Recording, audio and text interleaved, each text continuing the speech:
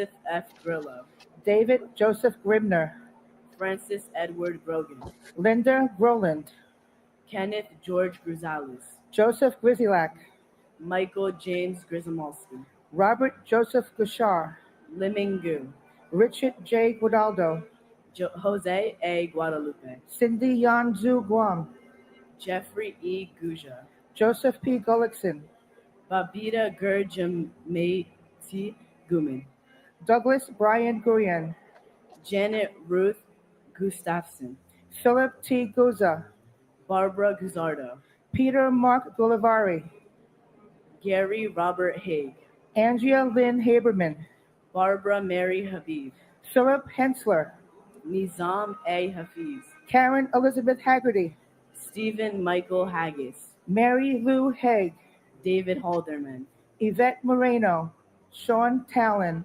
Michael Eichen, Oriel Palmer, Jimmy Hopper, and my brother, Kevin Joseph Frawley. We love and miss you, Kevin. May God bless all the victims, God bless all the families, and God bless America.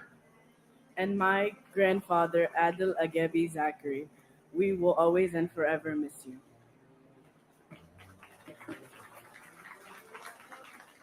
Miley Raquel Hale, Diane Hale McKenzie, Richard B. Hall, Stanley R. Hall, Oswald George Hall, Robert J. Halligan, Vincent Gerard Halloran, Caroline B. Hallman, James Douglas Halvorsen, Mohammed Salman Hamdani, Felicia Hamilton, Robert W. Hamilton, Carl Max Hammond Jr., Frederick K. Hahn, Christopher James Hanley, Sean S. Hanley, Valerie Joan Hanna, Thomas Paul Hannafin, Kevin James Hannaford Sr., Michael Lawrence Hannon, Dana Ray Hannon, Christine Lee Hansen, Peter Burton Hansen, Sue Kim Hansen, Vasilios G. Haramis, James A. Haran, Gerald Francis Hardacre, Jeffrey Pike Hardy, T.J. Hargrave, Daniel Edward Harlan, Francis Harros, Harvey L. Harrell, Stephen G. Harrell, Melissa Harrington Hughes, Aisha Ann Harris, Stuart D. Harris, John Patrick Hart, Eric Hartano, John Clinton Hartz, Emmerich Harvey, and my father, David Michael Barclay. Although I didn't get to meet you, I've heard so many amazing stories from your loved ones. I've picked up your golf obsession, and I have your clubs, and I'm chasing your scores. My dad was a proud Canadian who loved his family, friends, golf, and his job at BMO. On behalf of my mom, my brother Jamie, and I, we love you and we miss you. and my niece Michelle Marie Reed, who would have turned 50 years young this July 9th, 2025. Even though it's been 24 years that we have been here living our lives without you, missing your infectious smile and your unbelievable zest for living each day to its fullest. Be it working at A&On, spending weekends with your family in upstate Shenango County on the farm, riding the trails on your ATV, or listening to the Grateful Dead, or enjoying photography. Your name is spoken daily with beautiful memories of your childhood and college events. We honor you today, along with the 2,976 others who perished on 9/11, and the family members and loved ones who stand before you today. Implore you to continue to educate our country and especially our children on this incredible importance of this historic day. God bless America. Thank you. Peter Paul Hashim, Thomas Theodore Haskell Jr., Timothy Sean Haskell, Joseph John Hassan III, Leonard W. Hatton Jr., Terrence S. Hatton, Michael Helmut Hobb, Timothy Aaron Haviland, Donald G. Havlish Jr., Anthony Maurice Hawkins, Nobuhiro Hayatsu, James Edward Hayden, Robert J. Hayes, Philip T. Hayes, W. Ward Haynes, Scott Jordan Hazelcorn, Michael K. Healy, Roberta B. Heber, Charles Francis Xavier Herring, John F. Heffernan, Michelle M. Heidenberger, Sheila M. S. Hine, H. Joseph Heller Jr., Joanne L. Helter Bridle, Ronald John Hemingway, Mark F.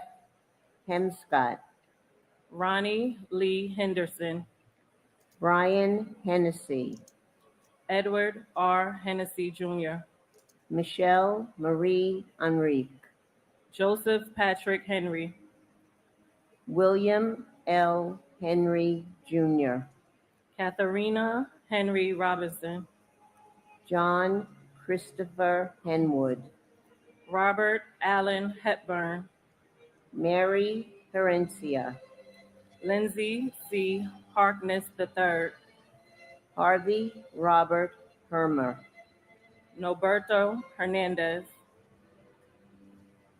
Raul Hernandez, and my father, Charles Gregory John.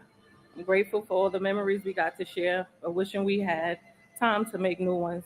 Missing you dearly. and my brother, Barry Simowitz. Shit. Barry, we miss you, we love you, and we think about you all the time.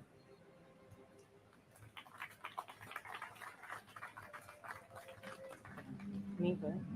Gary Harold, Jeffrey Allen Hirsch, Thomas J. Hetzel, Leon Bernard Haywood, MC Sundance, Brian Christopher Hickey, Emencio Dario Hildego Cedino, Timothy Brian Higgins, Robert D.W. Higley II, Todd Russell Hill, Clara Victorine Hines, Neil O. Hines, Mark Hindi, Kuatsu Harai, Heather Malia Ho, Tara Yvette Hobbs, Thomas Anderson Hobbs, James J.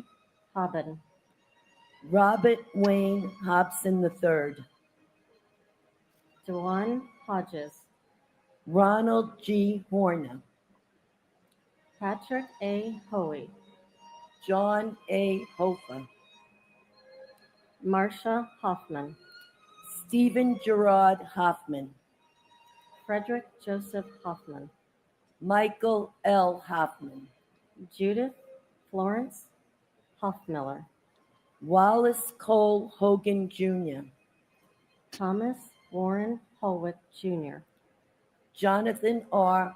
Homan, Cora Hidalgo Holland, John Holland, Joseph F. Holland, Jimmy I. Holly, Elizabeth Holmes, Thomas P. Hollahan, Herbert Wilson Homer, Leroy W. Homer Jr., Bradley V. Horn, James P. Hopper, and my sister, Carol Ann Kiesler.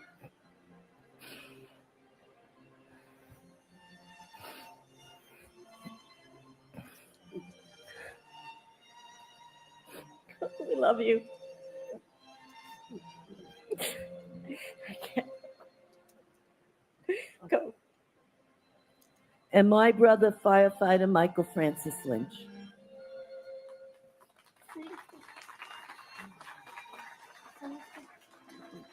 Montgomery McCullough Horde. Michael Joseph Horn. Matthew Douglas Horde.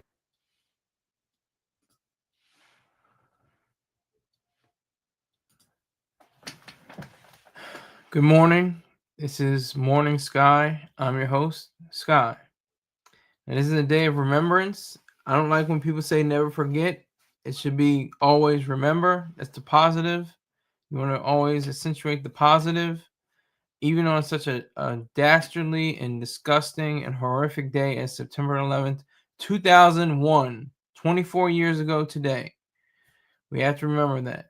And what I'm going to try to do is make a link, make a parallel between the events of yesterday with the brutal and ugly. I want to assume it's assassination. It was politically motivated. He was part of the political spectrum of Charlie Kirk. I did not agree with about 99% of the things he said. I think he was a collectivist and a mystic and evil in a lot of ideas, but that didn't warrant him to be gunned down like a dog in the street. He didn't deserve that bullet. He didn't deserve to die. And that's what the scary part is. It's like, oh, you got people saying, oh well, he was nobody. He was saying all this stuff about black people, was saying stuff about transgenders and stuff like that. He deserved it. He took that bullet. He should have taken. Right. Okay. So when somebody on the left is gunned down or assassinated in some way, some fashion, oh, well, he had so many great ideas. He was a great person. He was wonderful. But you didn't say a thing about the person on the right. You have to be objective. You have to be certain about what you're saying. You can't just say things and like, oh well, so he had these ideas about people being against each other and everything like that. Same thing with leftists. Leftists are against each other too. People that go against them. It's the same thing. Looking in the chat right now.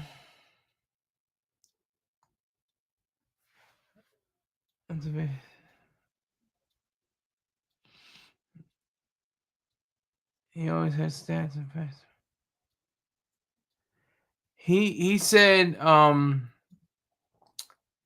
various things that were detrimental to he said one thing it's very detrimental. He said that America should be a meritocracy. America does not need to be a meritocracy. It needs to be a place of morality. It needs to be a place of ethics. We can have brilliant people of ability, and that's great, and I'm a champion for those people. But you have to have morality as the basis of any proper civilization. Even if he did, words don't give you the right to take life. That's facts. Texas is telling the truth. He said, even if he did, words don't give you the right to take a life. That's facts. Because like I said, people on the left are going to be saying the same thing. The right, they're going to say, oh, he was a champion for our rights. He was a stalwart when it came to challenging the left. Yes, true, and I don't wish this upon the left. And I don't want this to happen to anybody because I'm totally against political violence. I'm against any acts of initiation of physical force anyway, but especially political assassinations. This was an unprecedented situation. This is he was just going on his tour that he goes to various colleges. He has hundreds, almost thousands of universities and colleges across the country, and I'm thinking he expanded across the world. But I know definitely in the United States of America he had reached a lot of people. He was to give him his credit, he was very cordial. He was very respectful, and to the videos that I watched when I was researching him, he was very respectful. He challenged the people that asked. He had what was called debate me sessions where he would candidly go toe to toe with anybody that had a question. Yeah, I would imagine. I hope it goes to his wife and kids. I hope it goes in front of his wife and kids, just like Malcolm X. Malcolm X got his when he was in front of his wife and kids. That's a shame. They found. I hear they found the gun. I thought they had the guy in custody because he said, "Shoot me, shoot me," but he's still on the lam. He's still on the run. All his merch is almost turned out. Yeah, I can imagine that, and I hope the proceeds all go to his family. Like I said, I completely disagree with a great percentage of what he had to say, but what he had to say is what matters. In this country, you should be able to say whatever the hell you want as long as you're not threatening people, or if you're not, using, offensive, malicious intent to harm people physically. You should be able to say whatever the hell you want. You say let the man be free. I'm not. They did catch him. Okay, they did catch him. Okay, I was just making sure. That's what I was saying. There was the guy said, but I did see he was on the lam though. I saw that on the news report that he was. It said killer stay at large, and that was like 3 hours ago.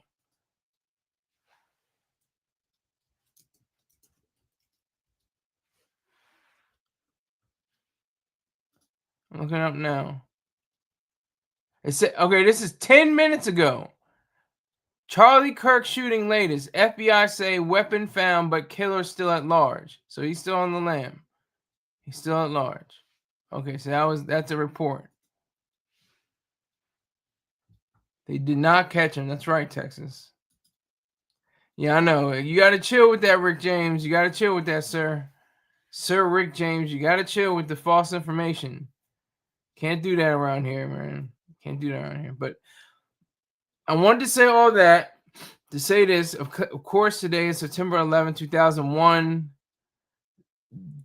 Probably the darkest day in American history up to this point. We've had few terrorist attacks since then. One in Boston comes to mind in 2013. 3 people were killed. It's a weird thing we go through. It's a strange thing. We don't really remember it. I don't remember. Was it April 15th? I think it was April 15th. They call it Patriot Day. And it's they had the Boston Marathon. And okay, Texas got jokes. But anyway, so that happened, and we were like, not enough people. Like it's a weird thing. I think I discussed this before. I did have this discussion on September 11th, in 23 or 24.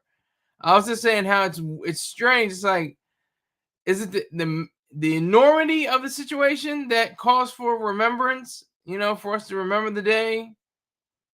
Only 3 people died. I think dozens of people were injured. Very severe, serious injuries. Legs were blown off. A lot of things like that. It was horrific. But we don't really recall that too much because, for one, it wasn't so enormous. It wasn't so elaborate. I mean, this was elaborate. September 11, 2001. That's an understatement to call it elaborate. This was planned out years in advance. This is planned out, by evildoers, as George W. Bush would say. Former President George W. Bush would say. So, Texas says today is Patriot Day. Well, I think there's a difference. They call it Patriot Day, and then there's Patriots Day with an apostrophe S. So I think it's either today is Patriot Day, or I think the one in Boston is called Patriots Day. I think you have it right, Texas. I'm a 9/11 kid. I will never like Muslims. Okay, so you can't like Christians, and you can't like Jews, and you can't like anybody. You can't like anyone because they've committed horrific paths. They've waged wars. They've bombed people, mutilated women, done disgusting and nasty things. All of them, Jews, Muslims, and Christians. You can love Christians. I used to be a Christian, but I know it's better to understand the history and the nature of mysticism. It's like, if you don't believe in our God, we'll kill you. That's the essence. I said that the other day. George Carlin, rest in peace. Rock and Power. I said rest in peace. I used to say Rock and Power. Rock and Power. George Carlin. He was like, they come up to you and they say, Do you believe in God? No. Bang, shoot you. Then they come up to you, they say, do you believe in God? Yes. Do you believe in our God? No. Bang, they shoot you. So that's the legacy of Christianity, among others. I mean, Muslims and Jews have that history as well, but it's more pronounced with the Christians, with the Crusades and the Inquisition. But I'm just going to try to draw parallels between September 11th and what happened yesterday to Charlie Kirk. It's a bloodstream. It's a bloodline that runs through this country from its very inception. And I said before, I think it was 50 Cent who said it'd be really hard to draw a picture or paint a picture of an American flag without using the color red. That color red symbolizes all the bloodshed of millions of people who have tried to make the best of their lives, tried to make the world right, try to make everything well again. So that is the parallel. The parallel is that he was shot down, just like the towers were, knocked down. I'm not trying to equivocate, put them on the same level, but I'm just saying how violence, the act of physical, the initiation of force, that's what I'm talking about. The start of force. It's the same mentality. It's the same ideal.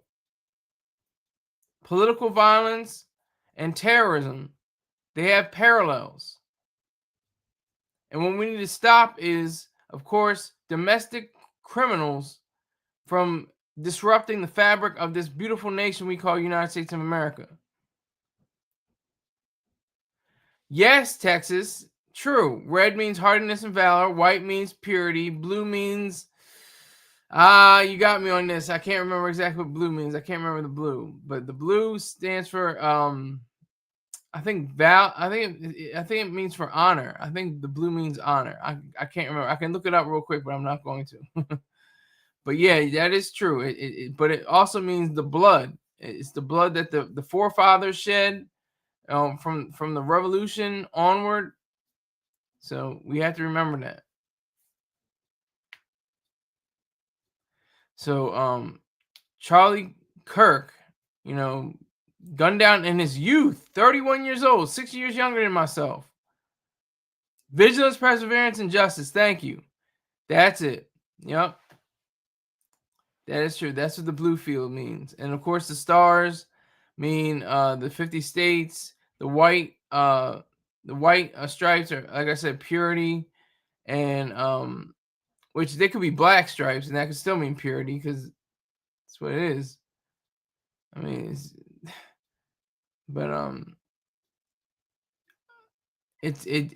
the idea that we have a nation that is traumatized. I don't know what the extent of PTSD is. I don't know what it means. What does it constitute? What constitutes PTSD? Because I think there's 200 to 215 million people, maybe less, that were subjected to the horrific events of that day, 24 years ago today.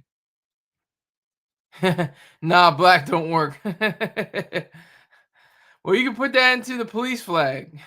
Put it in the police flag. The black and the blue and the white.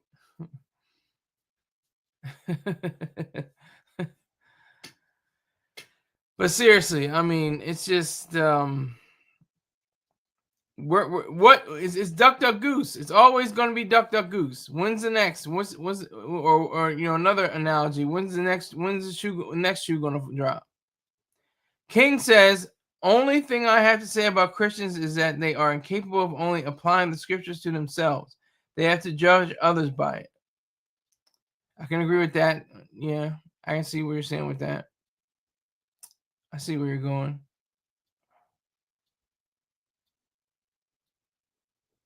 I do understand that. I get it. But like I said, Muslims and Jews and Buddhists and Hindu and anybody. Oh, and that's the new thing. That's like, I don't go to church. I'm just spiritual. I'm just a spiritual person. That's BS. They don't know what they're talking about. They have no idea. They're completely bereft of all understanding of logic and reason. So they just have to rely on mysticism, but not the mysticism of organized faith.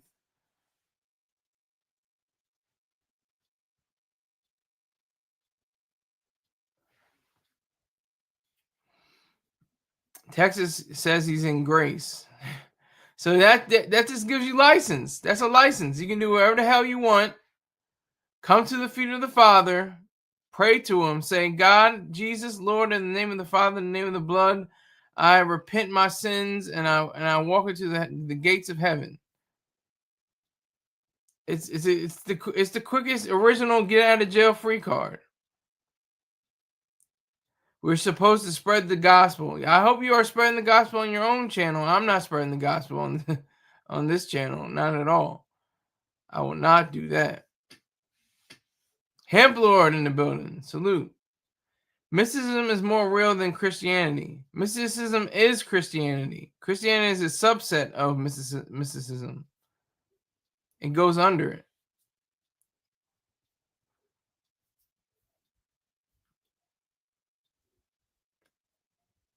Texas says, no, sir, the Father isn't a fool. He knows your heart. He knows who is genuine. Well, your heart is a glorified pump. It ain't nothing but a glorified pump. It's a glorious pump. It's wonderful. It's great. Obviously, you need it to live and prosper. But it's this. It's your brain. It's your mind. Hemp Lord said Christianity is copy and paste. I don't know what that means. What do you mean by that?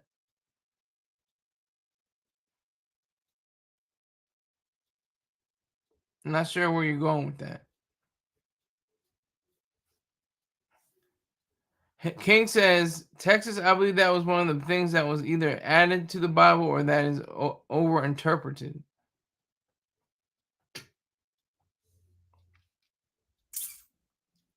Christianity is the foundation of this country. No, it is not.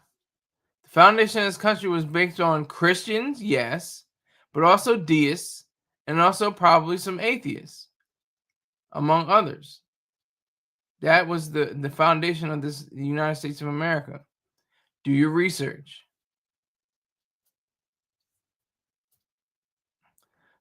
Death Row coming in. Sky, why'd your camera stay on? I just wanted to experiment, see what happens. It kind of worked. It wasn't extraordinary, but I got more views than I've had in the past few days.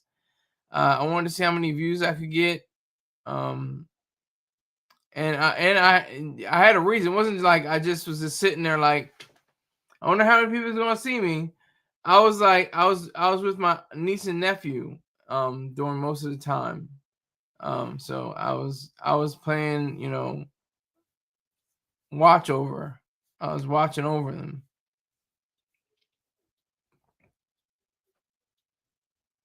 Death, him, and Star made a video. Okay, Texas is talking to Death. Are you the Winter Soldier? I am not the Winter Soldier. Here we go with Sky's BS. Okay. Telling the truth. I have never lied on this microphone, this video stream. Never lied. Don't plan to start doing it. And this MK Ultra stuff. I looked into it. I was like, that's nothing to do with me. Never had anything in my life that even resembles that.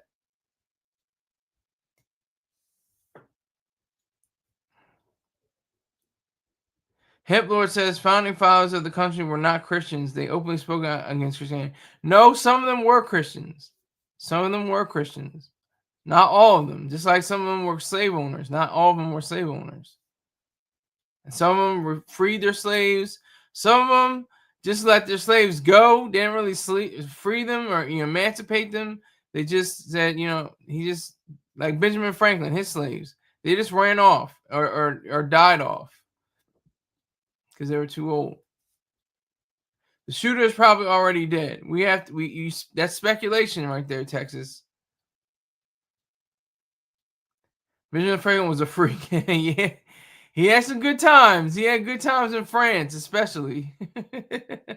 He's probably one of my favorite founding fathers. Other than George Washington, I say Benjamin Franklin was my favorite, or Thomas Jefferson. Benjamin Franklin did have some times in London and Paris. I think he was in. King says, how did people make it to heaven before Jesus was born? Good question, right? I mean, that's the thing. They were covered by some kind of mystical ideal saying that they could go to heaven, whatever the hell heaven is. It's not a real place. Heaven is here on earth. How could I have done it? I was streaming. What is that a quote? Is that a quote from whom? God. Okay. I'm trying to follow you, Death Row. I'm not really following your logic, but that's okay too. But yeah, I just wanted to draw the parallels, the violence. This isn't a really. They say, oh, America's a violent country. We've seen violence. We've engaged in violence. We've gone through periods where people were slain in the 1960s. Medgar Evers, Malcolm X, Martin Luther King, Robert F. Kennedy, John F. Kennedy. I mean, it was, those were wild times. Those are really wild times. That was when political violence was like its zenith. And of course, there were attempts on people's lives. There were attempts on George Ford's life. There were attempts on Reagan's life. Jamie Kennedy, I have no idea now. You have to speak in sentences or something, Death Row. Something. You speak in proper sentences. You're just putting out different words and stuff like that. You gotta speak in proper sentences. I don't understand you. I want to understand you. Do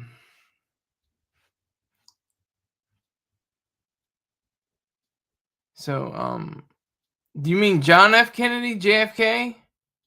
Is that what you're trying to say, Death Row?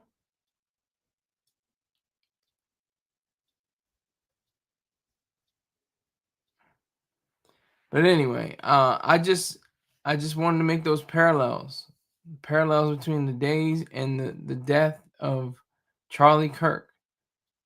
Fall on the same day. You can't tell, why the flag was lowered. You have to say, was it because of Charlie Kirk? Was it because of 9/11, 2001? Has to be both. Yes, Jamie Kennedy is a comedian. That's why I'm like, I don't know what the hell he's talking about. I said John F. Kennedy, John F. K, JFK.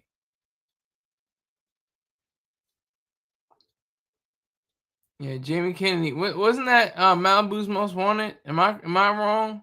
Please correct me if I'm wrong. But I think he was the Malibu's Most Wanted actor. Trump ordered the flags to be lowered for the next 4 days for Charlie. Okay, thank you for that text. See, that's why I'm gonna get back into my live chat. Facts. You are correct. All right, so yeah, next 4 days for Charlie. Absolutely. Because he represented ideas. However horrific and vitriolic and ugly they were his ideas. You should not be killed because you have an idea, because you have a thought, because you had something to say. I should be killed then. I'm not wishing death upon myself, but that's the idea. The things that I've said that bluster people and get people all incorrect, like that. And that's the same thing with September 11th. People going to work, doing work, going to school, going about their daily lives. And then the first class comes into their desk, across their desk, and a fireball.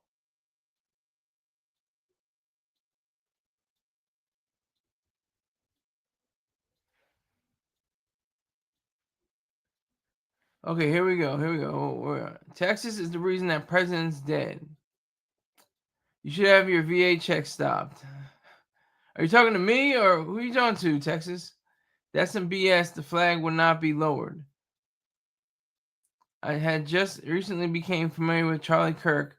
I'll reference him as CK for future reference. Okay, good to go. Again, fake news, Richard. Texas, John F. Kennedy.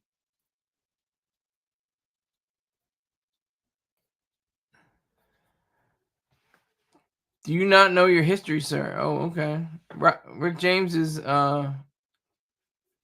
questioning Texas's acumen in the field of history. Go figure.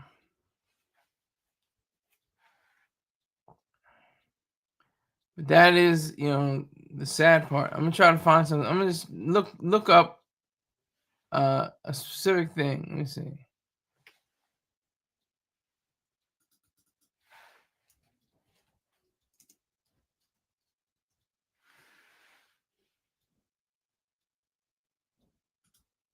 Folks, we're in a spiritual battle. Right now, all across the globe, our Christian brothers and sisters are being targeted because they stand firm in their faith in Jesus Christ. God's word calls us to remember them. We've got to stand with those heroes of the faith. In the powerful book, When Faith is Forbidden, Todd Nettleton and the Voice of the Martyrs bring you 40 gripping true stories of believers who said yes to Christ, even when it costs them everything, freedom, family, and even their lives. As a special gift to my listeners, you can get a free copy. Just head on over to vom.org/Charlie or click on the link below. Okay, everybody, welcome back. Email us, freedom@charliekirk.com, here at the bitcoin.com studio, and subscribe to the Charlie Kirk Show podcast page. That is the Charlie Kirk Show podcast page. Just a reminder, tomorrow we'll be on campus at Utah Valley University. It is the American Comeback Tour. We have thousands and thousands of tickets that have already been facilitated, and I think you guys should check it out right now, AmericanComebackTour.com.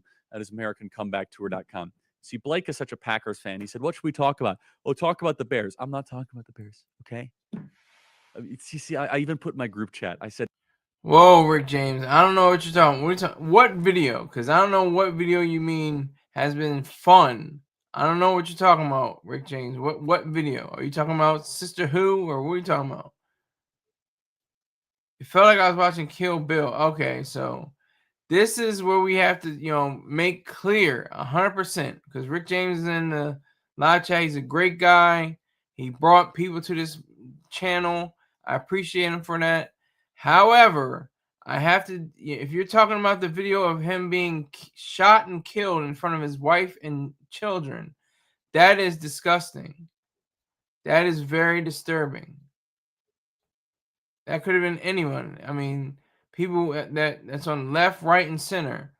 Doesn't matter. They have ideas, and that's the whole point of this country. This country, if you look at the songs, you look at "This land is your land, this land is my land." I mean, it's my land, the land. Okay.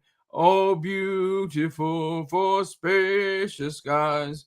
They're talking about the skies and the purple mountains, majesty.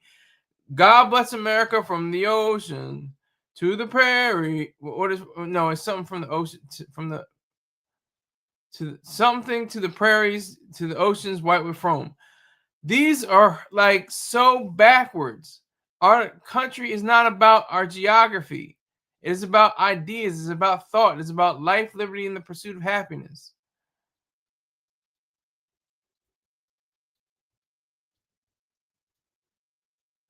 That's out. Rick James says, I thought that kind of splattering only happened in the movies. Wow. You got to slow that down, Rick James. Are you serious? Charlie Cook? I don't think Speedy is on check-in. I think we need everyone's opinion on stuff. Richard is going to no, he's not going to get me astray. Because if you haven't noticed, your comments don't appear on the YouTube page. Texas keep crying your conservative crocodile tears. And Levin. Okay, I don't know what Levin is, but I'm gonna finish. I'll continue with the Bears are winning by 14 points. This is a very strange thing. I don't know how to handle it. Oh, but don't worry. I got back down to what I was used to awfully quickly, which is a tragic, embarrassing loss on national television. The Bears are who we thought they were. The whole thing is messed up. I don't want to talk about it. Anyway, we'll be back on campus tomorrow at AmericanComebackTour.com. That is AmericanComebackTour.com. The Bears put on a masterclass, one of the worst coach games in the history of football. It was so bad They challenge in the second. You never do this in the second half. You should be smacked across the face. He challenged what was not even a close call of Noah Sewell, with a fumble. What happened? Texas says someone already got fired from MSNBC for talking about Charlie. Texas, you're really good for this, so I appreciate it. If you send me a link to the people that were fired from MSNBC, and I think they were probably disparaging him and saying all kinds of vitriolic and ugly things against his name, which you have the right to do. You have the right to do it. Doesn't mean it's right. You got the right, but it doesn't mean it's right. Death Row asked, does Skylar live under a rock? I live any rock. No, I don't. I live in the United States of America. I live in Delaware. So I don't understand your question, Death Row. Why are you asked, do I live under a rock? Turn on Fox News. Stay tapped in. Okay, stay tapped in. I watch Fox and MSNBC. I have to see the left and the right. MSNBC fires Matthew Dowd over Charlie Kirk shooting. Okay. Let's see if we can do that. Let me see if we can find. Let's see. I'm gonna go back to Charlie Kirk, but I'm gonna see Matthew Dowd.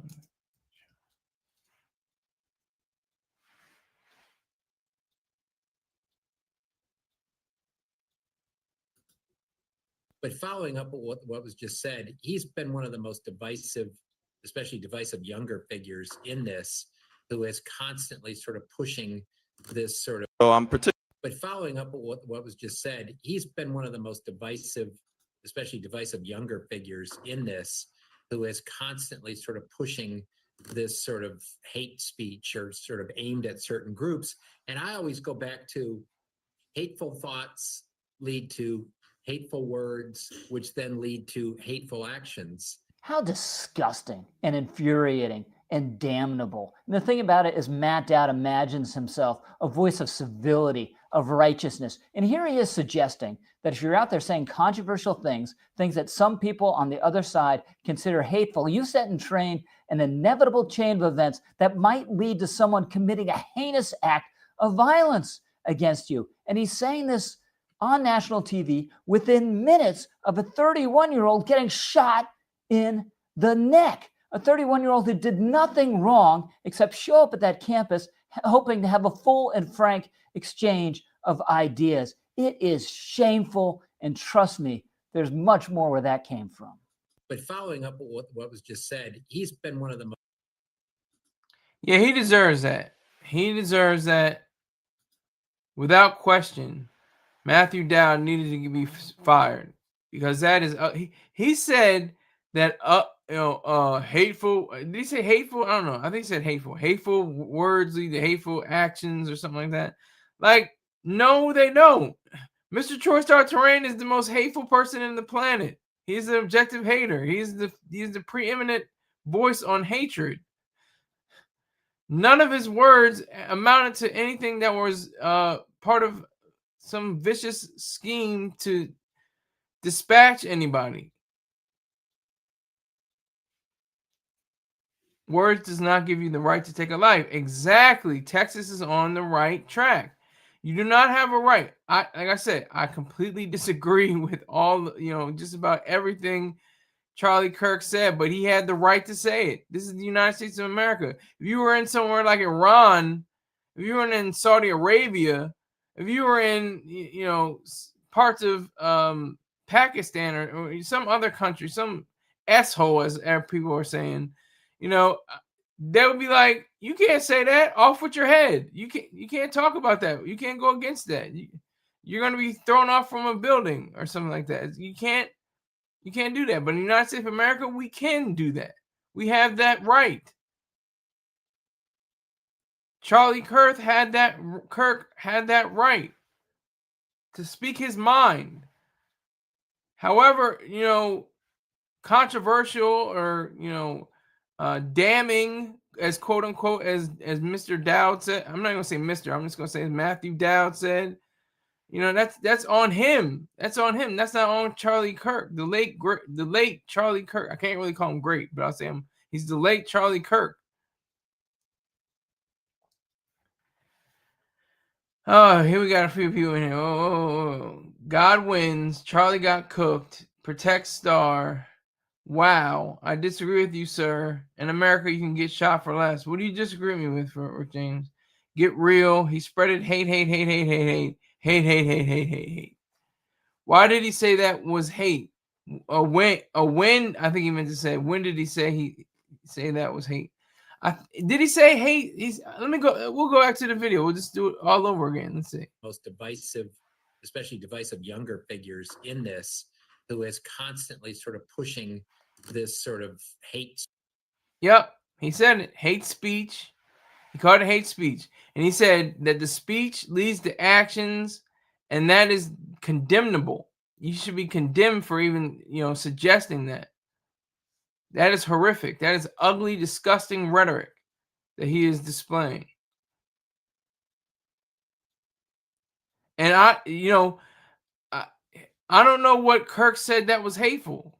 I may have to take a step back and correct myself. He may have not said something hateful, but he could have said something that was just against my principles. Just against, he was a Christian. Is that hateful? Question marks around that. Is it hateful? Mysticism is, people of it's really of a weakness of the mind when you have mysticism, because you're not standing on your own reality, your own reason. That's the Richard. Okay, I got you. Okay. Speedy says, what the F? Hateful, unlikable, and completely different. Okay, Death Row, I have no idea where you're going, sir. You're just saying random words now and random letters. But 9/11 and Charlie Kirk, they're parallel. They're parallel. They run up aside each other, because he was not a major figure in the world. He was not the president. He wasn't Donald Trump. He helped Donald Trump. He was an advocate for Donald Trump. However, he did not obtain the status of being a president of the United States of America. But this was a politically motivated shooting, of course, because his ideas, his thoughts were encompassed in all of his actions, and it did not warrant, as opposed to what Dowd says, his assassination. This was an assassination. This definitely was an assassination. It was completely motivated by political means. Okay, they're back in here going hard. Okay. He hated on the trans. The ton of Christians are hateful. He hated on the trans. He hated on children who lost their lives. Black people, trans, and live women are saying the worst ish about Kirk. Birds of a feather. What did he say that was hateful? Richard, we need evidence. Yeah, I know. I would love to see evidence. He would, to me, just not in agreement with him. Don't confuse it. But to me, he was very cordial. He was very engaging with his questioners and the people that he was debating. He had intelligent answers for them. He had a specific code that he maintained. He was false, but it was his own code. He stood on it. So that's why you have to respect the fact that he did that in his life. He was racist. He hated trans people. Texas, look it up. Richard is providing no evidence. Richard, salute to Texas Carnage. He provided a link. You have to provide the links, Rick James. Salute to Texas. Richard is providing no evidence. You are uneducated on this. You tell me, you little B. I'm not holding your hand, Texas. A simple Google search will give you the answers fact. But that's all I'm saying. Texas is, I'll give him credit. He offers great insight. He gives specific details and links. I have to respect Texas for that. Rick James, I respect you for bringing people into this conversation. All you guys need to do is just figure out a way that you can find, common ground on something like that. You can continue to hate on each other all you want, but I respect both of you. Texas says that's what, and he has an asterisk. Okay, Rick James says, okay, here we go. It's opinion. This is an opinion page. This isn't a fact. I'm already kind of sketchy on this. It says commondreams.org opinion / Charlie Kirk legacy. So I want to see facts, not opinions. Thank you for the link, Rick James. You're getting closer. You're getting warmer, but you're not red hot yet. You're not white hot. But I appreciate that link. It says opinion in the damn. That's what I said. It's opinionated. It's not even like a fact. It's opinion. I'm not going to call Richard a clown. Richard James is a Sir Richard James is a he's a great person so far. I've never met him, but just in the chat and the way we've been able to meet up on, on different issues, I think he's still valid. You can say that, Texas. I disagree with you on that. See, but look at that. We can say that. You can say he's a B. Certain territories and countries, you can't even say that. You can't go to Germany and be like, there was no Holocaust. That's all make believe. It's all fake. They staged the whole thing. This is a part of a movie set. That's why they have video camera. They have footage. They have film reels. You can literally say that and be brought to prison and probably be thrown into jail for 25 years of your life. You can't do that in Germany. But in America, you can be a neo-Nazi. You can be a Ku Klux Klansman. You can be all kinds. You can be I think you can. Can you be an Al-Qaeda operative? You could be in the KKK. You had the freedom of speech to be in the KKK, but can you be in Al-Qaeda? Can you be a member of the Houthi in America? That's what I want to know. Can you be a member of Hezbollah or Hamas? So homegrown terror is okay. The KKK is fine. But you can't be a Houthi or Al-Qaeda and I'm not saying that you should be. I'm just saying, what is the difference? Where's the cutting line? Rick James.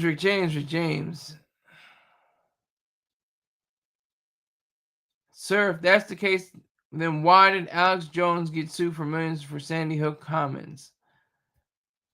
Why did he got sued? Because he was promoting false information. He was pumping out fallacies like it was a factory. He was saying the wrong thing to the wrong people at the wrong time, and he had to push out millions of dollars for that, as he should have.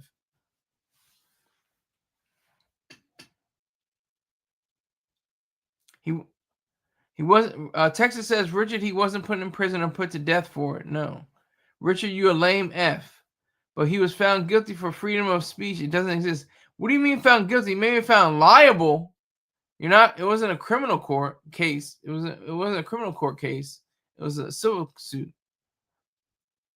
In civil court, yeah. Do your research, you F. Y'all are going in, but I'm just trying to find little bits of humor because you guys make me laugh sometimes. Y'all are funny, but it's just a very serious day, very horrific day. 24 years ago, and the ironies. We were attacked on December 7th, 1941, a date which will live in infamy, and we attacked.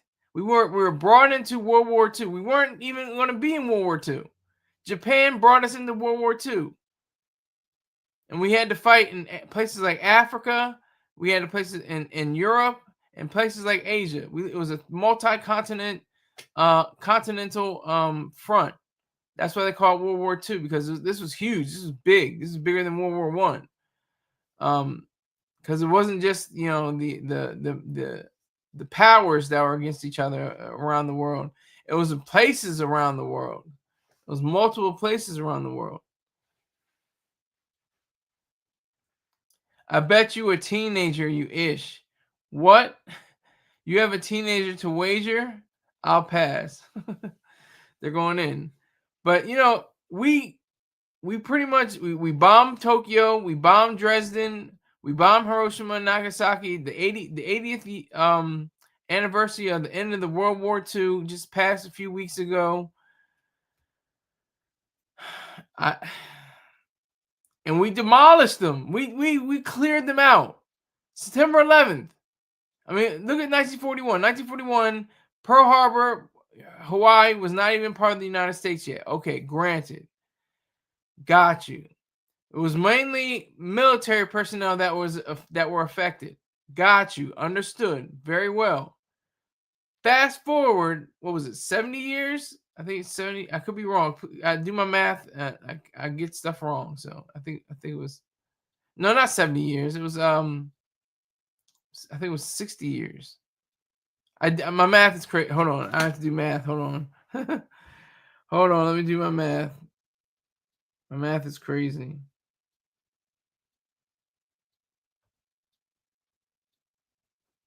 $60 years. It was 60 years. Excuse me. Salute to Black Cuddy. I see you, sir. Make sure you hit that donate button. I appreciate it. Salute to you. Salute to Black Cuddy. Salute to you. But so salute to fast forward 60 years, and you have the worst on homeland in the greatest city in the United States and the greatest city in the world, New York, and its largest buildings and jetliners. It's just, and then you fast forward to the quote unquote war on terror, which you can't have a war on an inanimate object. What did we do? We went into Afghanistan, stayed there for 21 years, 20 years, something like that. And it just, all right, Texas, I got to correct you. New York is ish. New York is the ish. New York is the central financial heartbeat of the country, the central nervous system, the media system, the fashion system, the systems behind virtually everything that is important in the world. If Wall Street sneezes, the world catches a cold. That's New York City. F that East Coast BS. I appreciate it, Texas. Thank you for your hatred. All right, Black City says, rest in peace, rock and power. I'll say rock and power to 9/11 victims. I spent 7 days in the World Trade Center site recovering bodies. I'm still here. Yeah, Black Cuddy, I salute you again, sir. Salute to you, sir. That's very serious stuff. That's nothing to play around with. You're recovering human remains. That's not an easy task. It's not for the faint of heart. And that's not for every single human being to engage in. So I do appreciate your efforts and what you were trying to do on that day. So salute to you, sir. Texas is going in on Rick James, saying where are your facts? I don't know. But anyway, yeah, so we did nothing. We should have flattened Iran. That's the first thing we should have done. After September 11th, we should have flattened Iran. Not just destroy their capacity to make nuclear war, but completely usurp their soul of battle. Completely take away, steal, disrupt their capacity to even think about sponsoring terrorism or going into things like that. That should have been number one. Completely, if we had to nuking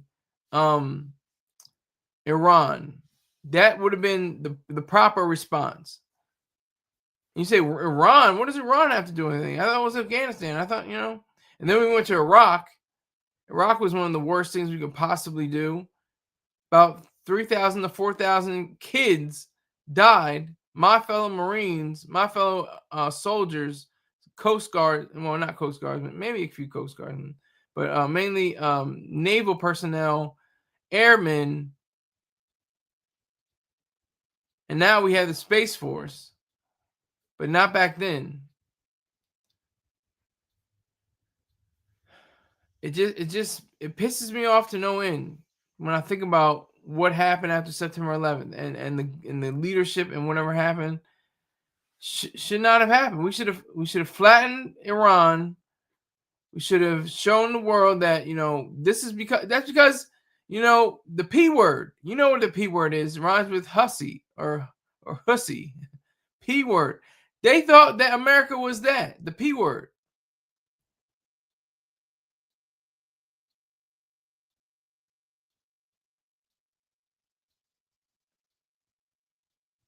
Okay, Rick James, at least you have a link. I cannot see it on the StreamYard. I might check it out later. Okay, shove that up your egg, Tex. He says, "Hold on, Scott. I got you, Texas. Take your time. Take your time." That it was sweet. Okay, yeah, they thought that's a better way. The first word that came to mind was like that we put that extra P on it, like you put. I'm trying not to cuss. I have to stop you. How are you going to stop me on my own show? I don't know how you're going to do that, but you can try. I just seen your title. What's wrong with the title? I just said there's parallels. They don't intersect, but there's parallels. But anyway, so they thought we were sweet. They said America's a paper tiger. It was a giant with clay feet. I can't let you disrespect Charlie Kirk's name. How am I disrespecting his name? Please explain, Texas. Please. I would love to know what you mean. Kirk was a little B, couldn't even take a hit. Okay. Rick James, that's very derogatory. Don't agree with you. But like I was saying, Iran has been attacking us for over 40 years. And it comes to a time when we have to, strike them back. Not just the mother of all bombs. I'm talking about nukes. We need to nuke Iran. Need to nuke and take out Hezbollah, Hamas, Houthi, any of these warring, tribal or terroristic or governmental organizations. They need to be silenced forever. Thank you, Kid Cut. I see. I said the words right, but I didn't say his name right. I don't know why. See, it's not a Freudian slip, but that's just a slip. You see in my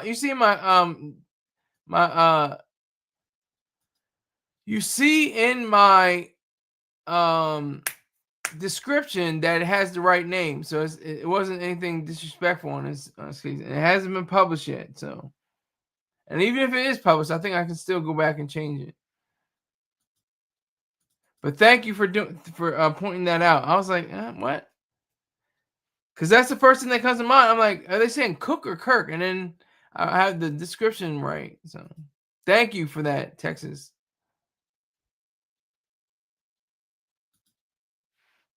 I appreciate it. I do appreciate that correction, Texas. You put Cook. Yeah, I got shot in Nam and wasn't a little B about it. Maybe Richard but Nam made you a little B. Please, we didn't win that war, so you didn't do ish in that war. Texas, I see you're quiet about the link. I posted now, huh? I'm waiting for Sky to pull it up. Okay. So I have to go to YouTube to do that. Hold on. I don't even know if I can do that necessarily. Hold on. Give me one moment. I'm gonna try to figure out a way to do that.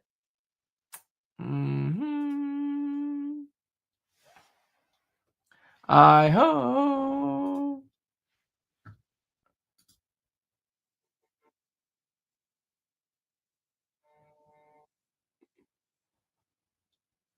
Thank you. I appreciate it, Cuddy. Thank you, Kid Cuddy. Appreciate it. I'm gonna get the link.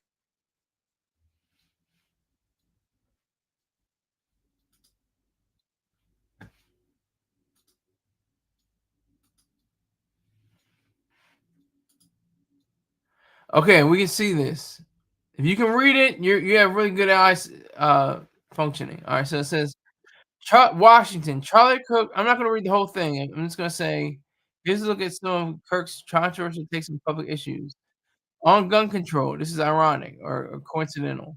In 2023, Kirk said that gun deaths were worth it to ensure the preservation of Second Amendment rights in the U.S., which is the right to keep and bear arms. It's worth it to have a cost of, unfortunately, some gun deaths every single year. This could be ironic. This is not just coincidental.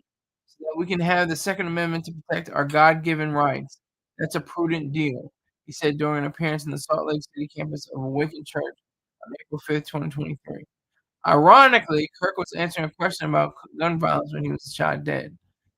I don't know if that's ironic. That's just coincidental. I don't know if that's ironic. On civil rights, in another 2023 event, Kirk had called civil rights leader Martin Luther King Jr. awful and not a good person as he decried the Civil Rights Act.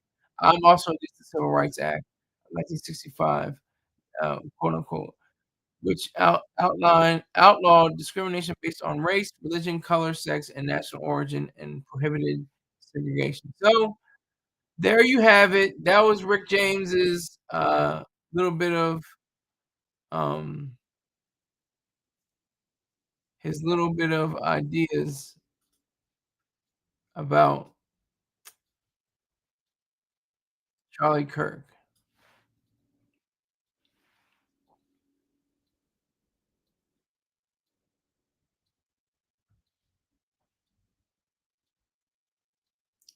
So you have all these MAGA people.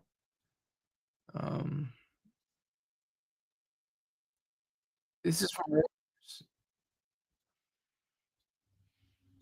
Okay, this is not from Reuters. I tried to get them. I thought they had something.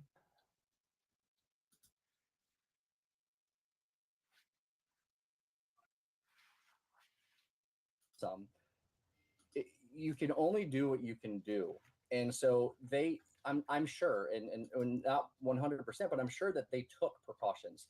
I know for a fact that in the past, Charlie has worn some sort of body armor, depending on the incident that was going on, and he also knew the threat that he faced. Oh my God! Shut up!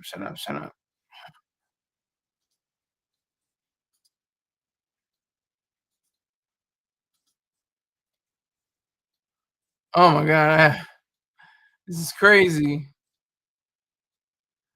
This is why I'm not good at technical stuff. I'm not good at technical stuff at all.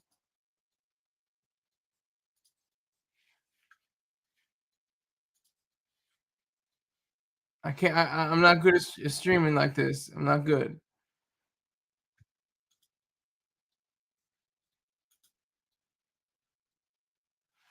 Okay, stop sharing.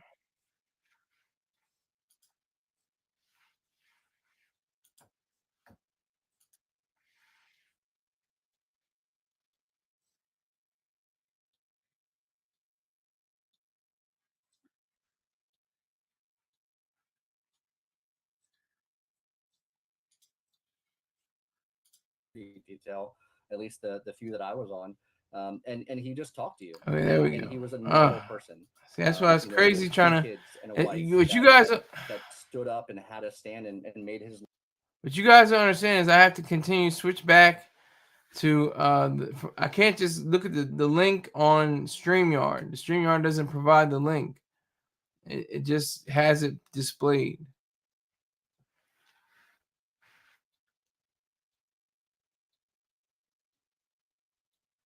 The article goes on about how he hated it on the trans academicity. It used to be classified as an illness. Yes, that's true. There's a bussy lover in the chat. Texas, you continue to be a closed-minded conservative. I bet you support ICE too, you rat B coward. No, I just know a man is a man and a woman is a woman. Ain't no changing XXXY. I could be wrong, but I think that's the right thing. That is just science. That's just reason. I mean, it's so cute when you say, "Oh, I'm a man, but I was once a woman." Oh, I'm a woman, once was a man. It doesn't change your chromosomes.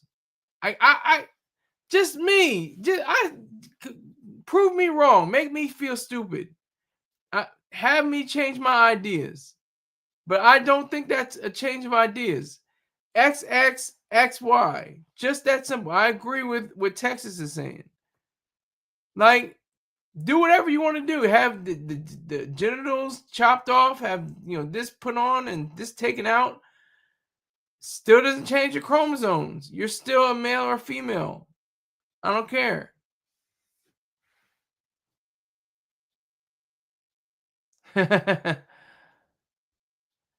Rick James said keeps that same energy when the YNs come for you.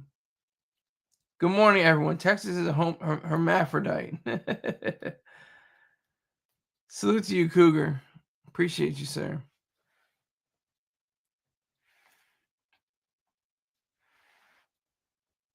Wow, what has this channel become? This channel has become a beacon of reality, as it always has been. Trans have the highest self-deletion rates. Yes. And I really don't go for childhood. You can be 17, 18 years old and you get the transformation, get that whole done. But if you're under 17 or 18 years old, you should not be getting any gender operations or anything like that. Because by the time you're 23, you're like, damn, I really want to be a man again. So you go back. I want to be a woman again when you're 26. So you have to go back and spend tens of thousands of dollars on more surgeries. Like it just. And I'm not against the trans. Trans, do your thing. Like I said, do all of that. Make the transition. You're still a human being. I care about your brain. I care about your morality. I care about your ethics. I don't care about your bodily parts. Richard, we work on facts over here. Yes. Karate chop that like button. Make sure you guys hit that like button. Yes, Sky, I agree. When you adult, do whatever the hell you want. Exactly. But it's and it still is XXXY. Women XX, men XY. You're not going to change that. There's no the science that we have today, and I think we'll always have to, will always show that you cannot change your chromosomes. You just can't. This is part of your DNA. It's part of your makeup. I don't know. It sounds like you're against trans. No, I'm not against trans. I'm not against trans at all. I care about their ethics and their morals and their values. Trans in the schools, I'm against, and I don't want to be around them. Trans in the school. We're talking about college. We're not, talking about trans in schools and, elementary school. I hope we're not talking about transgender and that. But in college, the college level, at 18, 19 years old, you're a transgender woman, you're a transgender man. That's your business. We have, from the state of Delaware, the first transgender representative in the House. I think it's either the House of Representatives. I think it is the House of Representatives. Sarah McBride. Sarah McBride is the first transgender woman to ever hold down a political position in those halls of government. Delaware has been, slow. Delaware's been all about history. It's whack. It's corny, but it's not an ish hole. It's beautiful. Delaware is a wonderful state. Unless you come to Wilmington, there's some parts of Wilmington that aren't so bright. They could bring the National Guard into Wilmington, Delaware. That would be a troll. That would be a troll session. If President Trump said, "I'm gonna go back to my rivals, go to his hometown and clean up Wilmington, Delaware," which was called Murder Town, USA in 2014. That's a fact. Look that up. Newsweek, Murder Town, USA, Wilmington, Delaware.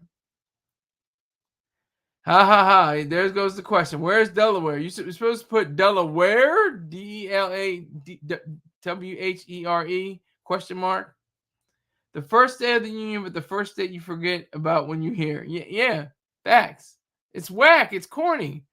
It's where you go to school. It's where you raise a family. It's where you go to vacation. there's nothing much else. There's nothing much else about Delaware. I mean, also, I mean, business wise, I mean, it's a wonderful place for to establish your business. We have over 50% of the Fortune 500 companies incorporated here, not headquartered but incorporated. The various courts of chancery, they are very vital to the system of governance and business ideals. But otherwise, it's not an S-hole. It's not an S-hole. It's a corny, boring, whack place to be, which is fine with me because I don't, depending on where you are. Like I said, in places like Wilmington, Delaware, it's crazy. Gangs are deep in Delaware. I don't know if they're deep, but there are certain gangs that do proliferate the streets of Wilmington and other locales. Rick James says, I'd rather spend a day with a trans and have an intelligent conversation than spend a second in Texas listening to his BS viewpoints. Fact. I think you guys have more in common than you realize, but that's okay. Bussyware, Rick James, do you know what a fastest is? Richard, if y'all don't believe XX and XY mean anything, y'all can't have that much of an intelligent conversation. Hey, I agree with you on that, Texas. Yeah, it's XX and XY to me. They try to make it XYZ, like, or something, just like something odd or something different. You're not special. You're not special because of your gender. You're not special because of your sexual orientation. That doesn't make you special. The fact that you're a good person makes you special. The fact that you're a moral, ethical person with virtues and values, that's what makes you special. So gay. Texas has massacred the channel. Science don't lie. It's facts. Science don't lie. You can say all the things you want against it, but XX and XY will always stand. I don't know how we got to trans out of September 11, 2001 and Charlie Kirk, but that's fine too. Which are subject to price increases. According to the U.S. Census. Okay, that's not what I wanted.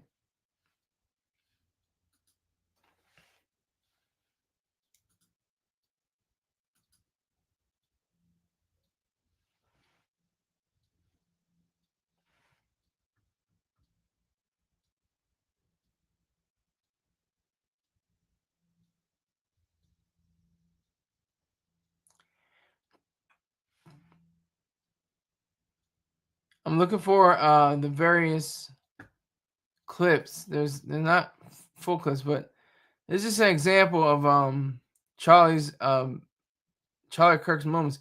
He was very popular. He was very adamant about his wording.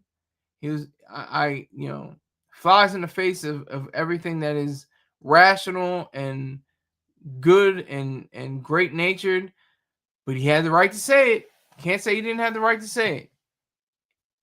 And to shoot him down as a coward would is something that you can't do, because it's like they win, but they lose even more than even if they were locked up or put to death. That's what it is. It's more than them just killing him. It has a lot to do with the fact that he had, Patriot Mobile stand. The fact that he had so many different followers and people that were subscribed to his channel.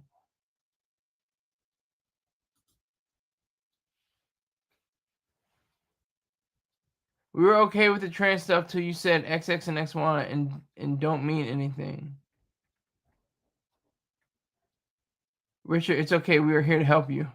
Richard is friends with Jesus. That's how he gets free tires. There are trans inscriptions on the magazines that were found. I believe it's supposed to mislead us. Is that true? I remember hearing something about the that transgender shooter. Are you talking about? Well, not even transgender. He just wanted to be a transgender. He didn't become a woman. Tim Pool. Who's Tim Pool? I don't even know. What is Tim Pool?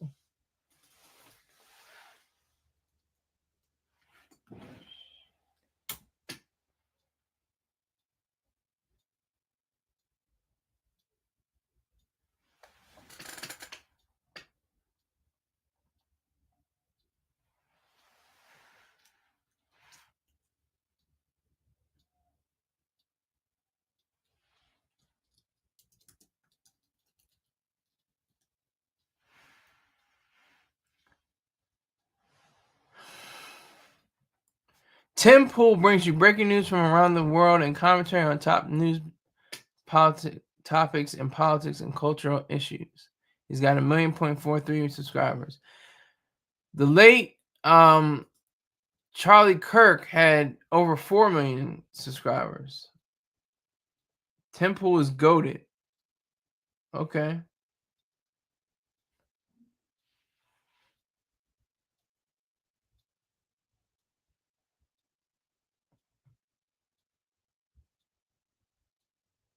He mainly has the same facial expression.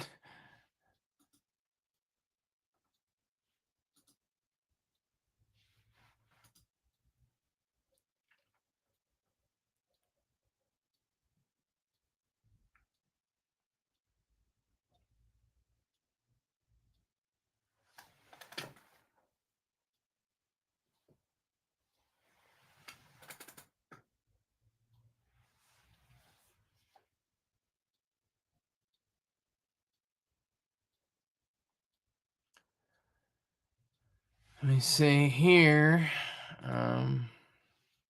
Going into the chat.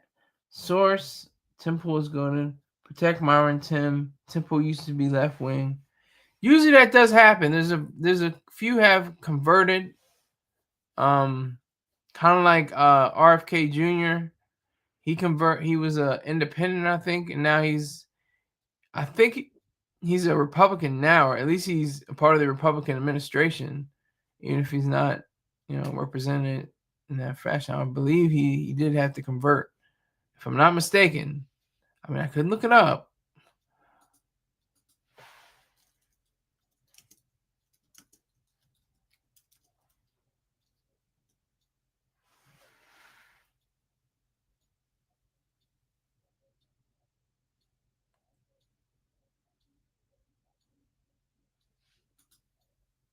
So he's an independent, but he's with the Trump administration.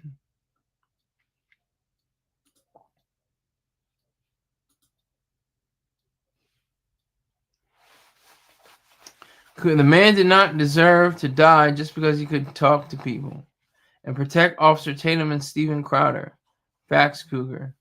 Exactly. That's it. Just because he wanted to speak his mind. He deserves a bullet. And like I said before, it's like, just imagine if it was the other way around. If it was a leftist, somebody that was on the left. Oh, they'll be crying crocodile tears. They'll be like, oh my God, how could they take him away? How could they blow him away in that fashion? How could they do that? But then happens to be a white man conservative, and it's like, oh well, he shouldn't have been talking like that. He shouldn't have been saying those things. He shouldn't have been saying those words. Like, how horrific and childish and disgusting is that? I think I broke Richard. I don't know. All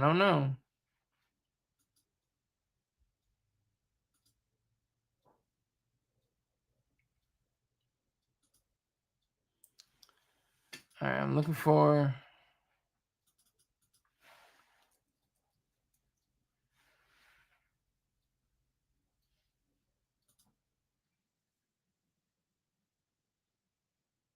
Speaker Johnson, even a short time ago, also issued calls to lower the temperature, to dial things down. So that does seem to be the sentiment among many lawmakers here today. Obviously, many of them, too, certainly concerned about their own security as well. In the wake of this incident, we know threats against members of Congress have only increased in recent years. So that certainly remains top of mind for many of them as well. And Nicole, we were talking to Olivia before we came to you, and she mentioned how Kirk was close with President Trump. But I want to ask you about what he meant to the GOP and even young conservatives.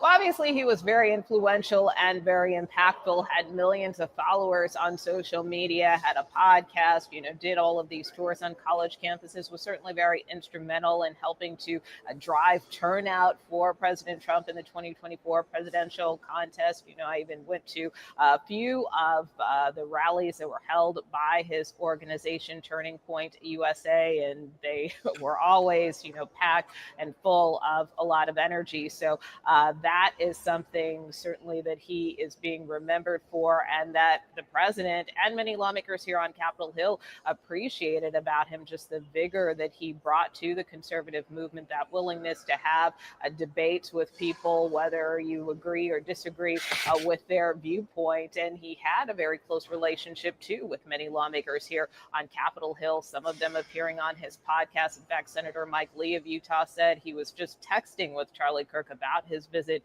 to Utah before this tragic incident occurred. So it certainly is weighing heavy on many lawmakers here on Capitol Hill.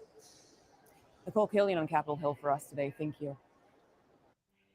Israel launched new strikes in Yemen just days after carrying out a targeted attack against Hamas leaders in Doha, Qatar.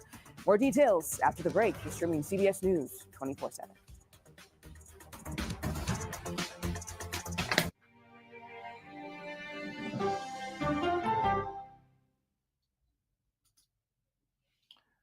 Okay, see, even the black women could honestly state what many have said already, what I've already said.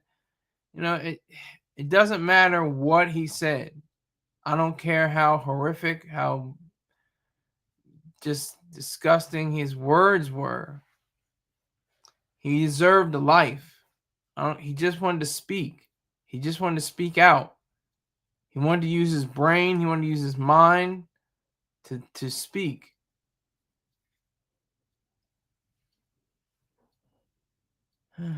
No, Richard, only law-abiding citizens follow the laws.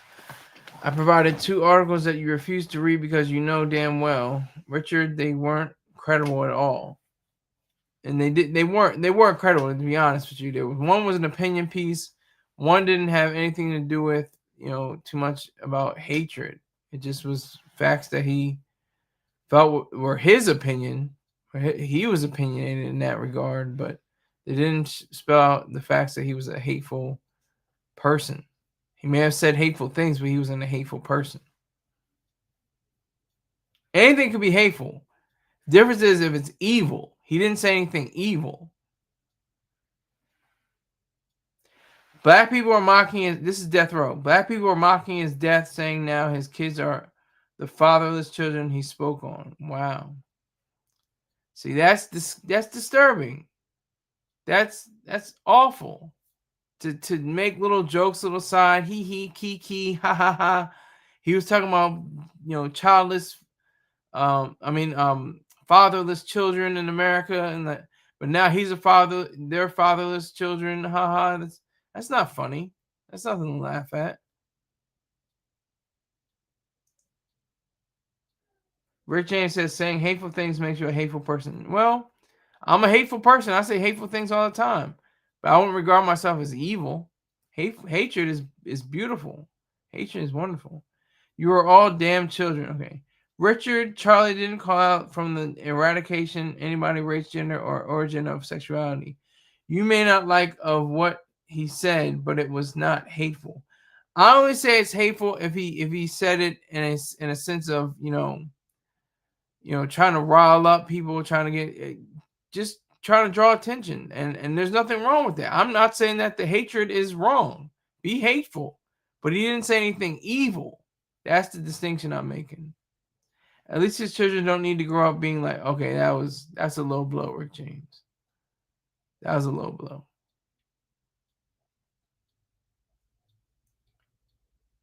Texas says Richard's children will continue his legacy. But those are the parallels. Violence first, the act of initiation of physical force.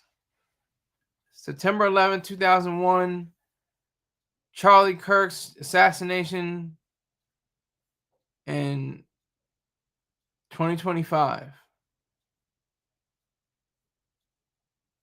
What a disgrace this has become. Texas, I think you'll know better. They might actually have a brain. They're really going at it right now. Cougar says, how can people hate words? He only said words. Exactly. Hateful words or not, they weren't evil. It's spiritual warfare, and lots of y'all are on the wrong side. Thank you, Death Row, for sending a message with absolute, clear wording and sentence structure.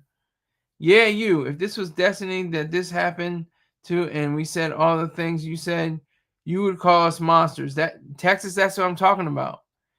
I'm just thinking about, not to wish death on anybody, but I'll just give you an example of a Hispanic woman in the House of Representatives that goes by initials.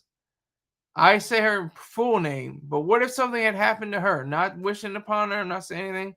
Oh, they'll be like, oh my goodness, I can't believe this is happening. This is tragedy. Lower the flags. This is just disgusting, And she's one of the worst people in the world. If you know where I'm going, if you know what I'm saying. She's one of the worst people in the world. You guys can say the name, but I'm not going to say her name. Because I don't want any connection to say that, she could be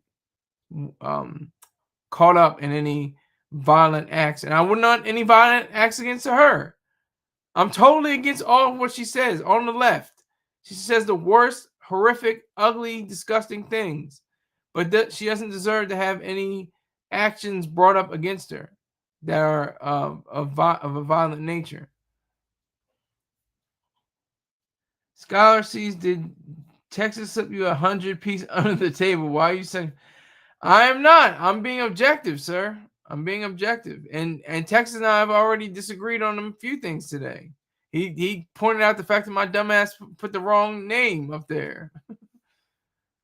I wouldn't say anything negative about that Latina. I wish no death on anyone left, center, or right. Thank you, Texas. See, Texas being that was an objective statement. He wouldn't wish death on anyone left, center, or right. That's exactly what I'm preaching. That's exactly what I'm spewing out. He knows what I'm talking about. He knows exactly who I'm saying. I don't even want to say her name because I don't want to put it in the minds of people. You just have to connect the dots. Connect the dots. Texas connected the dots. He knows what I'm talking about. I don't know what graded means, but that's different. But I just had her as an example on the left. An is she an elected official or was she nominated? I can't even remember. I think she's elected.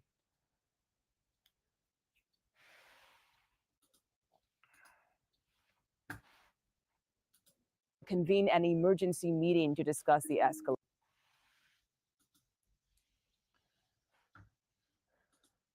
I'm gonna look for. Let me see.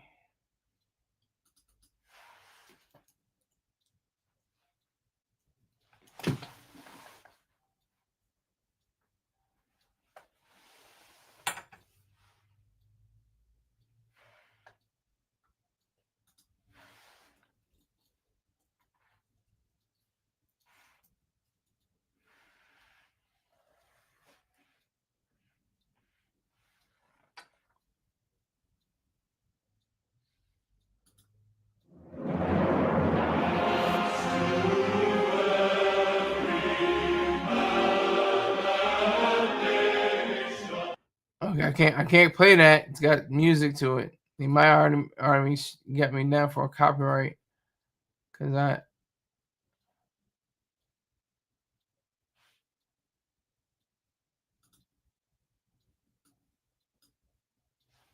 Can't be playing videos.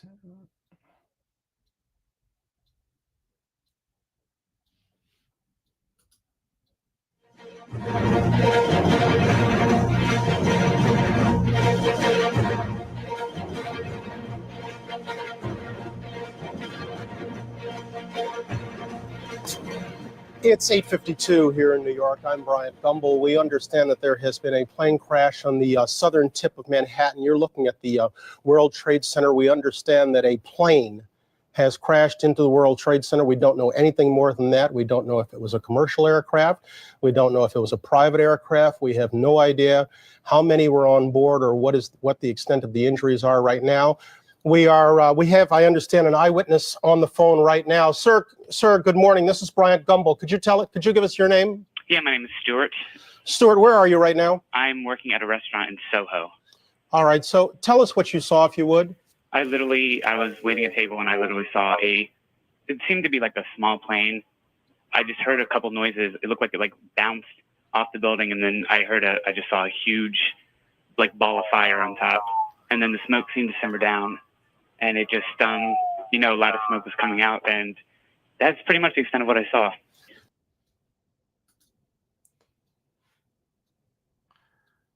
Okay, so I'm gonna have that. Let me see what I can do here.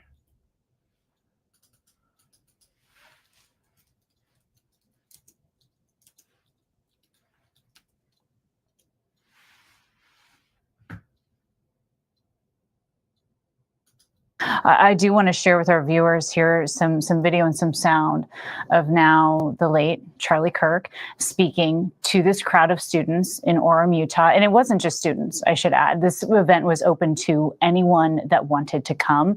And here's what he was saying just moments before that deadly shot rang out. Transgender Americans have been mass shooters over the last 10 years? Too many.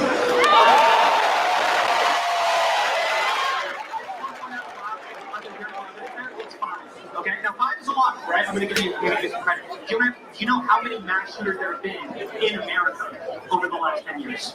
Counting or not counting gang violence?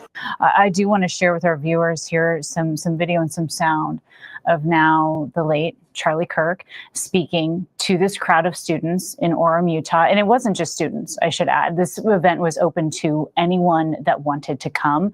And here's what he was saying just moments before that deadly shot rang out.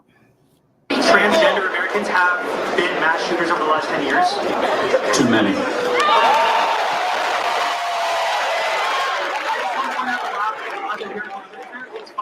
Okay, now 5 is a lot, right? I'm going to give you some credit. Do you know how many mass shooters there have been in America over the last 10 years?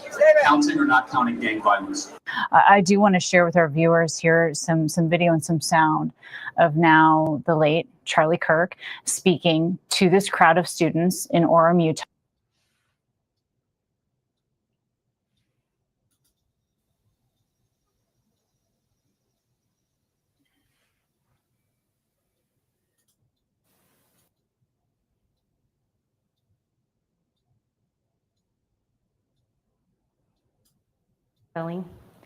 FBI speaker is Special Agent in Charge Robert Bowles, R-O-B-E-R-T, last name B-O-H-L-S. And then for the Utah Department of Public Safety, we have Commissioner Bo Mason, B-E-A-U, last name M-A-S-O-N. Anyone need me to repeat that? One more time. Robert Bowles, R-O-B-E-R-T, Bowles, B-O-H-L-S, and then Bo Mason, B-E-A-U, Mason, M-A-S-O-N.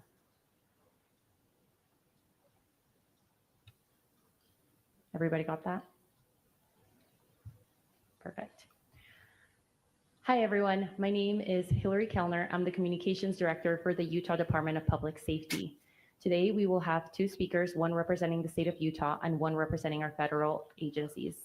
They will be providing some updates as well as a recap of what happened here at Utah Valley University yesterday.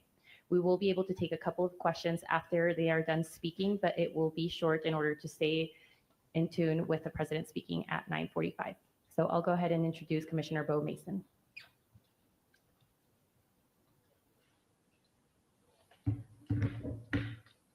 Good morning. I am Bo Mason, Commissioner for the Utah Department of Public Safety. I'd be remiss if we didn't start off today and recognize the significance of the day.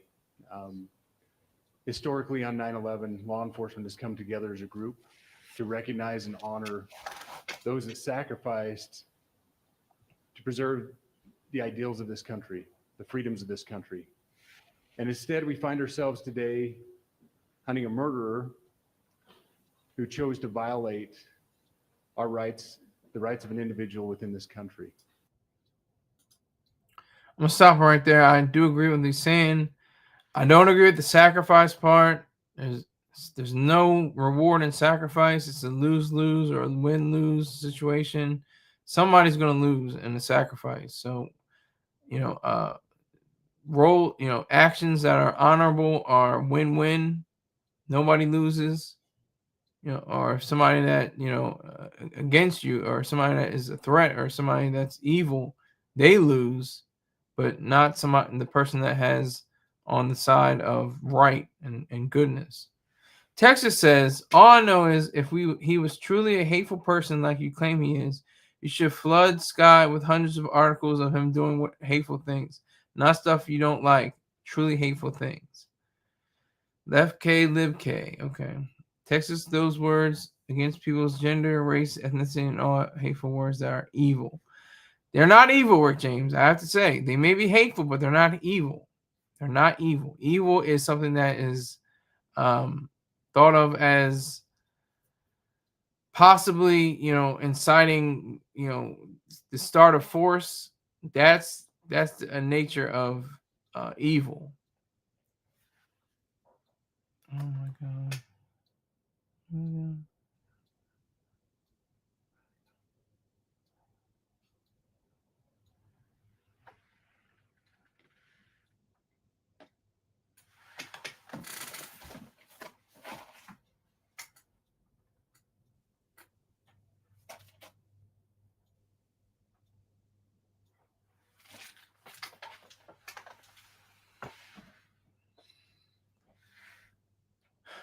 You don't have the answers, Sky.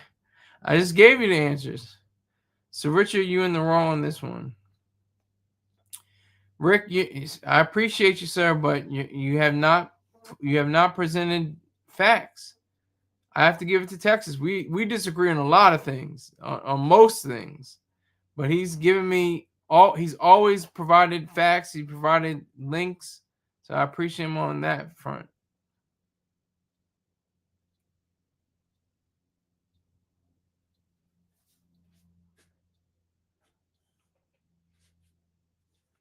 But let me continue with the video.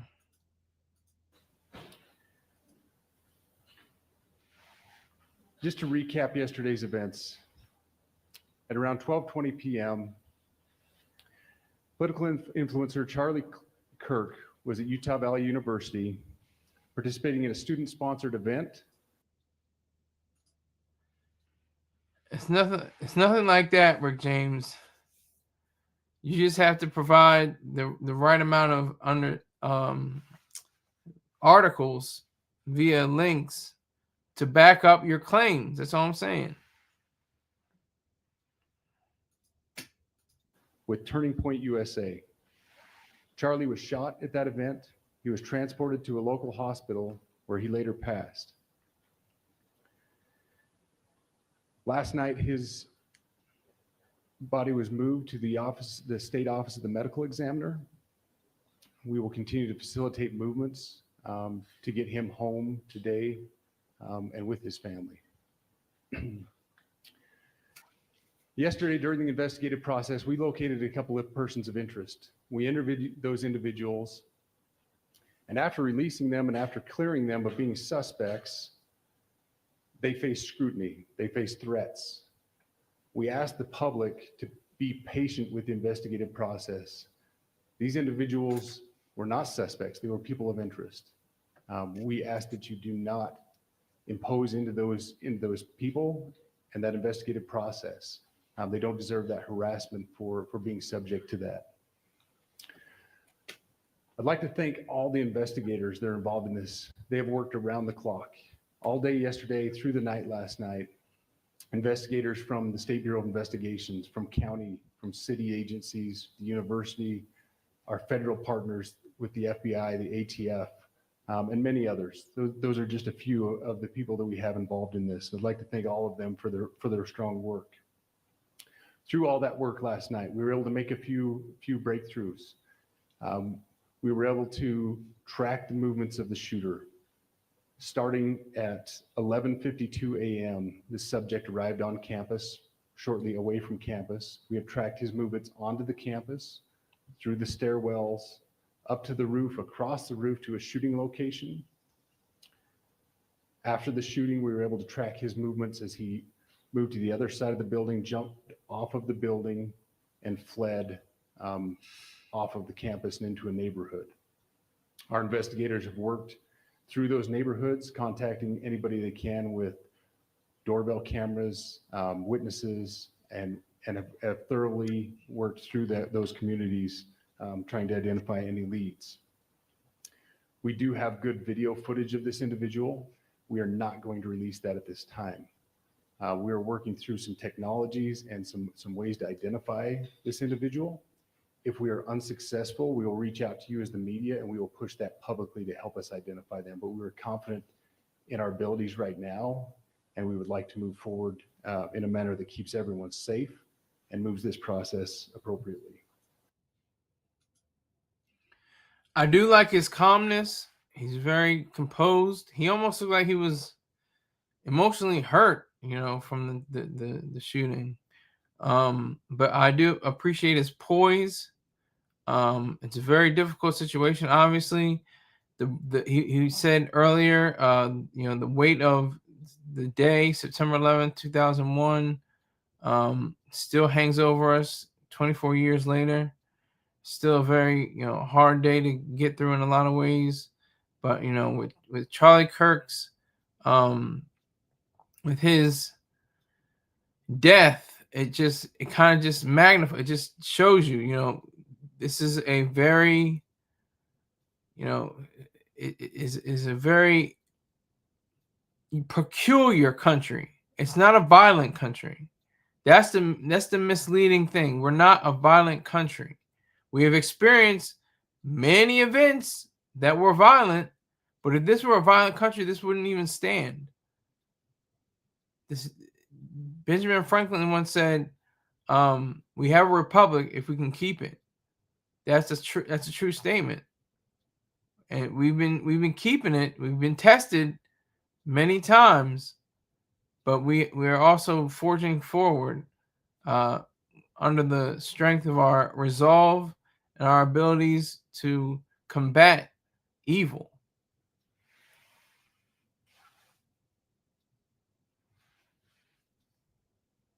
Death Row says, "I'm casting a spell on the left, an ancient spell of unforgiveness." Texas says, "Charlie meant a lot to people."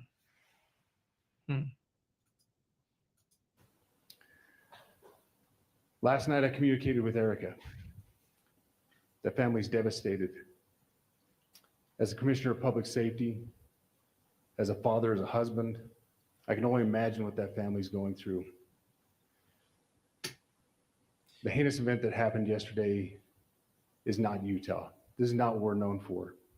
Over the past several weeks, we've seen this state come together to help families in mourning, come together as a community to show what Utah is known for a state of character, of service, of camaraderie, of a neighboring feel.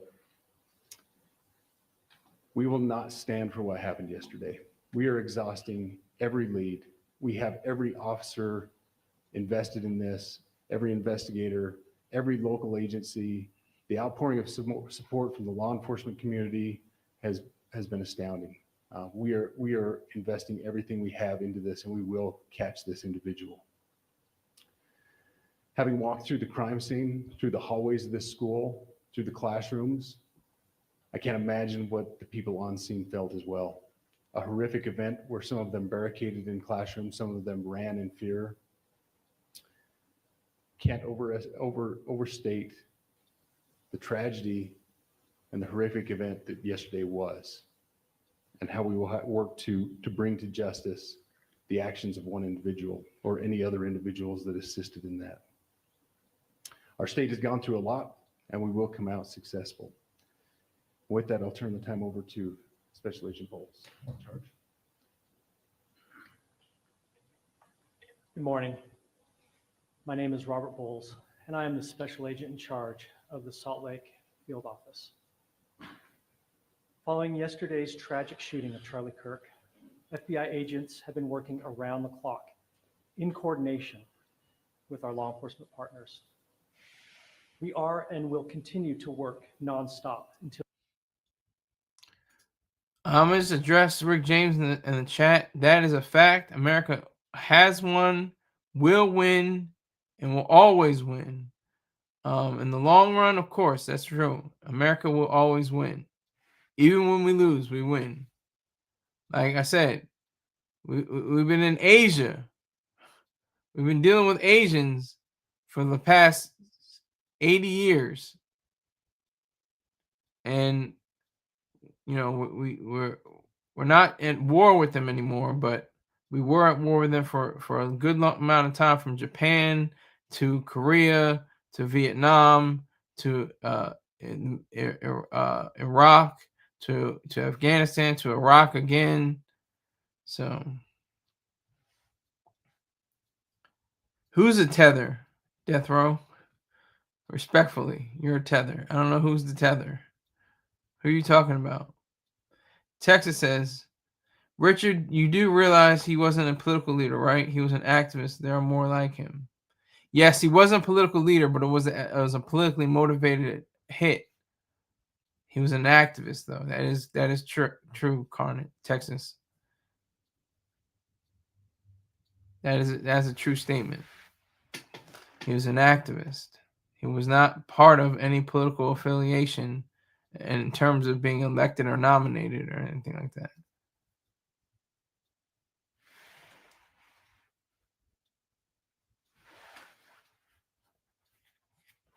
Or Boulay. What are you talking about, Death Row? You're losing me again. You had me and then you're losing me. What is the Boulay? and what do you reference this?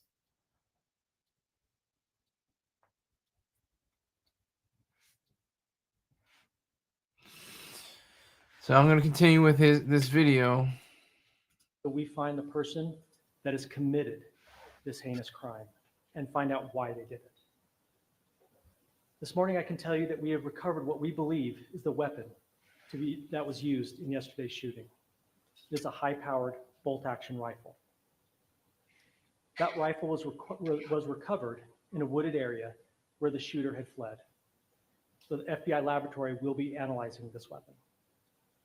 Investigators have also collected footwear impression, a palm print, and forearm imprints for analysis. Now, I understand there are a lot of questions about motive. I assure you that all leads, tips are being fully investigated. As of this morning, we have received more than 130 tips. We thank the community for that. The FBI has brought every resource to bear, and we will continue to do so throughout the course of this investigation. The FBI's mission is to protect the American people. It's to uphold the Constitution of the United States. Any attack on the First Amendment is an attack on the very foundation of our democracy.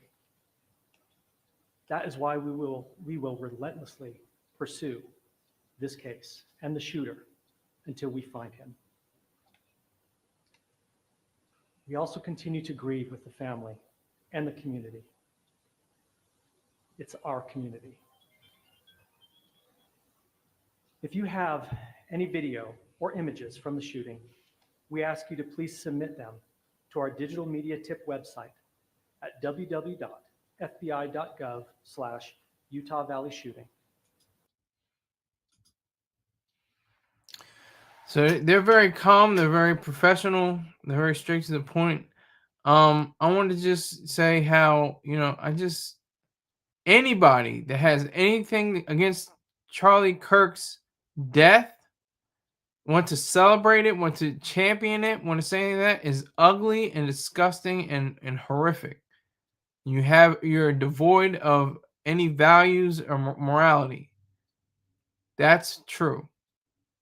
If you parade over his grave, as they say, then you're part of the problem. You are a vicious, cruel, very ugly person Your soul is ugly. That's the truth. I mean, like I said, everybody can catch it. Everybody can get shot in the neck. No matter what your political affiliation. Left, right, center, doesn't matter. Is it really not, Rick James? Do you know what objectivism means? Everything Charlie would say was wrong with the left. Richard is the embodiment of it. Yeah. I agree with that. Rick James will be reported. I think he has something to do with it. No, don't go that far. Rick James is a great guy. He just has, some views that are, a little off today. But I'm just trying to be objective as I possibly can and notify and let you guys know about, the life and legacy of Charlie Kirk and how his life parallels with what happened 24 years ago today. An act of sheer and ugly force brought against him, made him lose his life. I mean, it just, on United States soil. This is what happens when you have ideas. This is what happens when you have thoughts. This is what happens when you have a point of view. And it should embolden. It may embolden me. I might have to do my own. I was waiting for my credentials. This young man started Turning Point USA, if I'm not correct. Correct me if I'm wrong. He started with someone else. He co-founded Turning Point USA out of college in out of high school in 2012. He went to community college and dropped out. Sounds like me. I did the same thing. I went to community college and dropped out. My sister went to community college, earned her degree with honors, and she figured it out. I couldn't figure it out. Yeah, that's what I might start doing too. That's a way into the business. You start asking people questions, they give you answers, and you keep on going from there. That's a good point, Texas. He started doing random interviews. Whoa, Death Row says Kanye or Ye was right turning on you, Richard. I don't know about him turning on Richard. What are you talking about, Death Row? But yeah, he's a community college dropout, and he made something of himself to a great degree. He was in partnership with President Trump.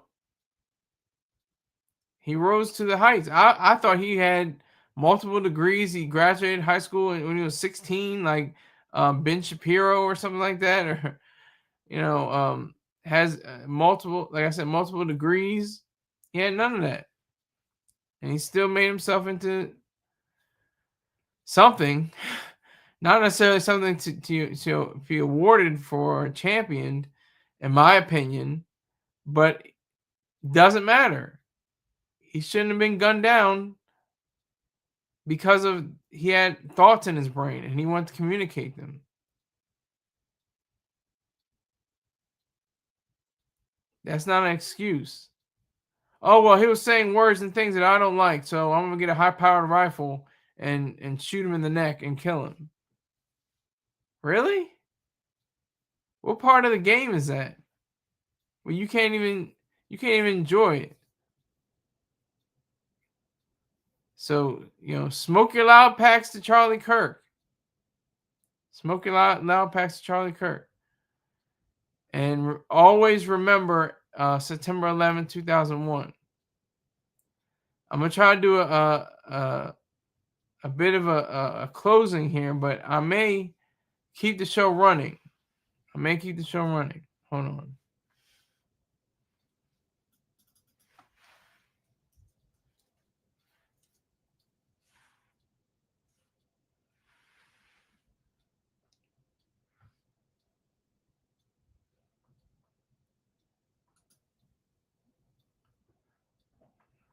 Yes.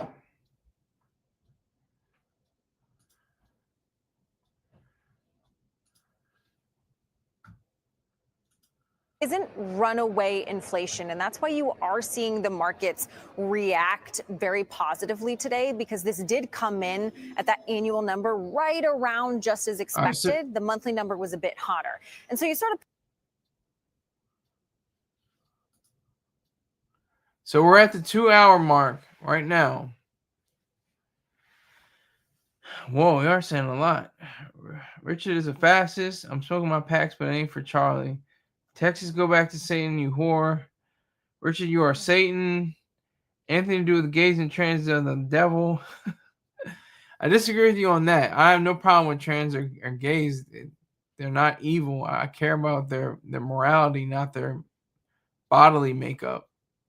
I don't care what they have in between their legs or they have on their chest. As long as they're not harming anyone, they're living their lives fully and completely, and they want to continue on. That's their business. But I'm gonna put this on NBC News and just let this rock out. I'm gonna take a break. All right.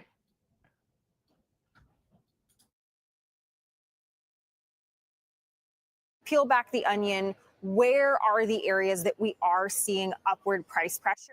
Unfortunately, food at home. We are almost definitely, very almost definitely, I want to say 100%, Mugo, going to get an interest rate cut. The question is by how much? Because the other thing that did come out today is unemployment claims, people filing for unemployment for the first time. And it was the highest weekly number that we have seen in nearly 4 years. And so what that's sort of telling the Fed is, yeah, we're seeing prices inch up a little bit, but that labor market weakness is likely going to be the priority next week.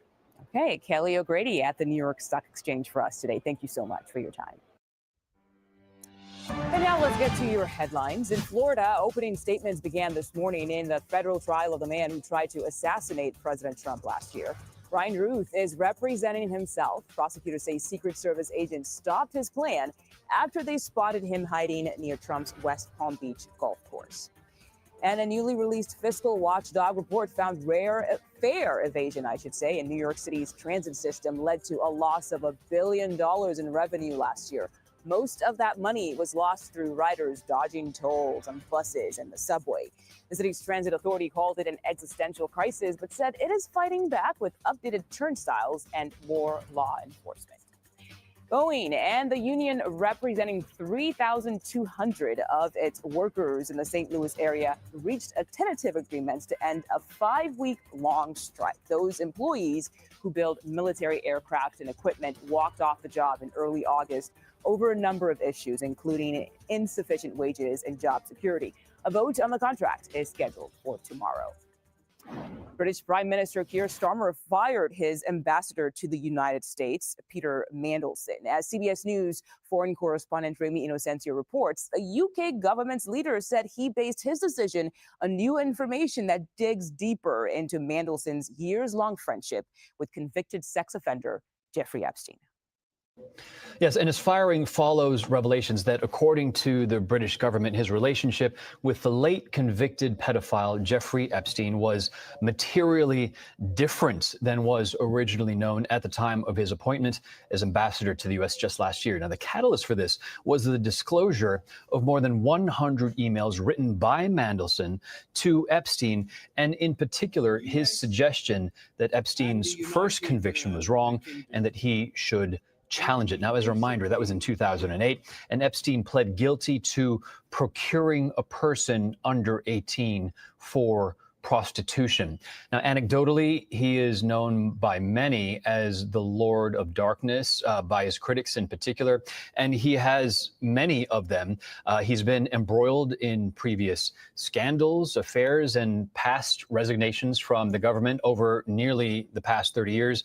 Now, here in London, Prime Minister Keir Starmer is coming under fire for appointing Mandelson in the first place. Now, Starmer just yesterday said that he had confidence in him and that due process was followed, but pressure is building on the premier to now release documents about his vetting process. And politically, this is another hit to the prime minister. His deputy resigned last week over a tax error. Britain's economy, we know, is not doing well. Starmer's popularity in many polls is at or near an all-time low. Back to you. Thank you, Remy. Let's get to more news on immigration. The South Korean detainees arrested by federal agents during last week's raid on Hyundai were seen leaving the Atlanta International Airport this morning. The group will board a chartered flight that the South Korean government paid for to bring them back to the country. A former prison in Tennessee has started accepting ICE detainees despite major pushback from the community. The Biden administration closed the West Tennessee detention facility back in 2021, but the local board approved a contract with Core Civic back in August. It allowed the facility to be converted to a detention center. And Puerto Rican superstar Bad Bunny revealed why he made the controversial decision to not tour in the U.S. He told ID he was concerned about ICE agents waiting outside his concerts to arrest people in attendance. Bad Bunny's 2024 tour in the U.S. broke multiple records. That includes the all-time concert gross record at 16 of the 30 arenas where he performed. A federal judge just handed the wife of former New Jersey Senator Bob Menendez her sentence in a federal bribery case, 4.5 years.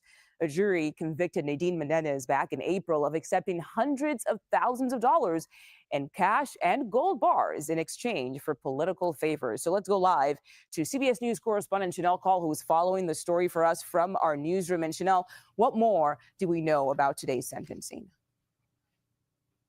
Well, Mugo, heading into today, we knew that prosecutors were calling for her to serve at least 7 years in prison, while her legal team was asking for a much shorter term of about 1 year. They were citing her health problems. You know, she's currently receiving cancer treatment.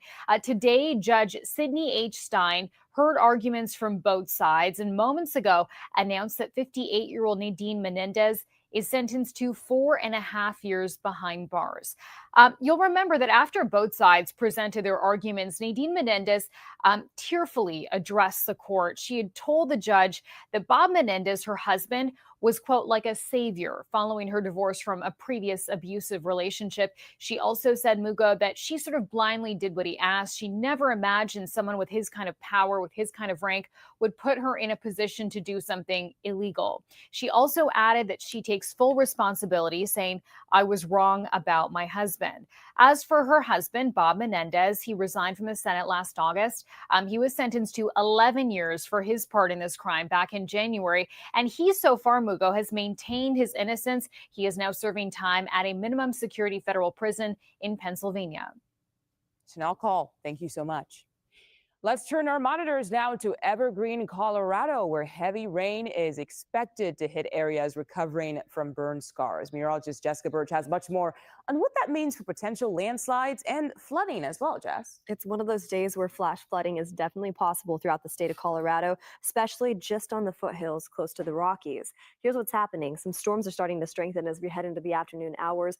There's a lot of uplift. It's a warm day today, widespread throughout the state, and actually widespread throughout the Midwest too. I'll show you those numbers in just a bit, but as that heat starts to rise, it allows a lot of instability in the atmosphere. It allows for thunderstorms to form quick, fast, and they move fast off into the east. And that's what we're seeing today in places like Evergreen, all the way over into places like Denver, eventually over into Oklahoma and Kansas too. But for now, from the Dakotas all the way down into the Four Corners, we have severe storm threats as we head into the afternoon hours today. Some of these storms really start to strengthen and track off to the east. We could see flash flooding with some heavy pockets of rain associated with these storms. We could also see a chance for hail, lightning, and lots of thunder too.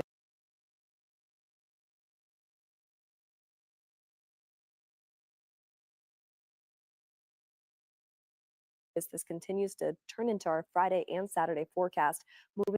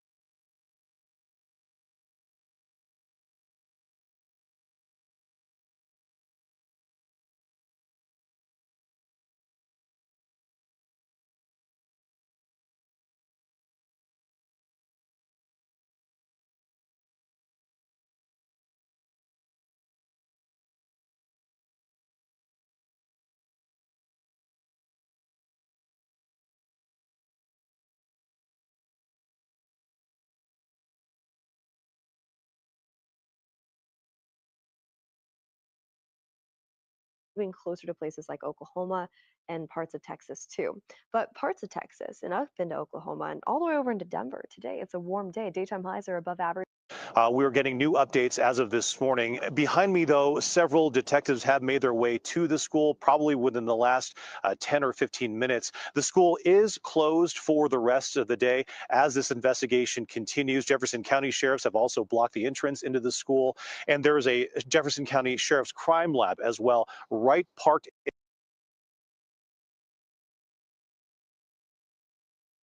in front of the school entrance as well. Now, in terms of the details from what we learned this morning, again, the shooting that took place roughly around 12:30 yesterday, as many kids were just having their lunch, bullets rang out.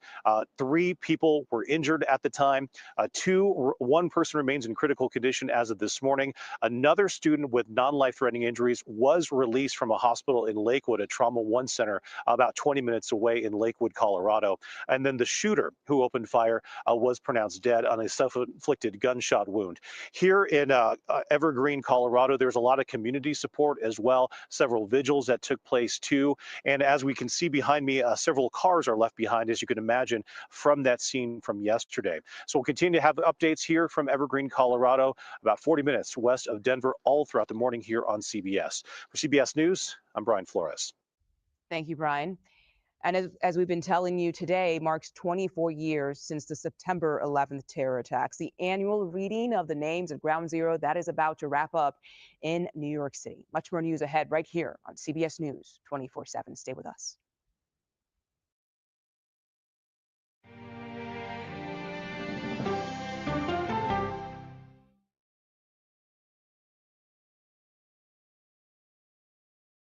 What happens when you get conversation over conflict? I think they've taught me to have grace and compassion. When we follow the human side of the headline. I'm not asking that we ignore disability, rather that we do not ignore ability. When news takes you where the story happens. We've just crossed into Lebanon. When the world's best journalists come together to cover your world, you get the all-new CBS Evening News every weeknight.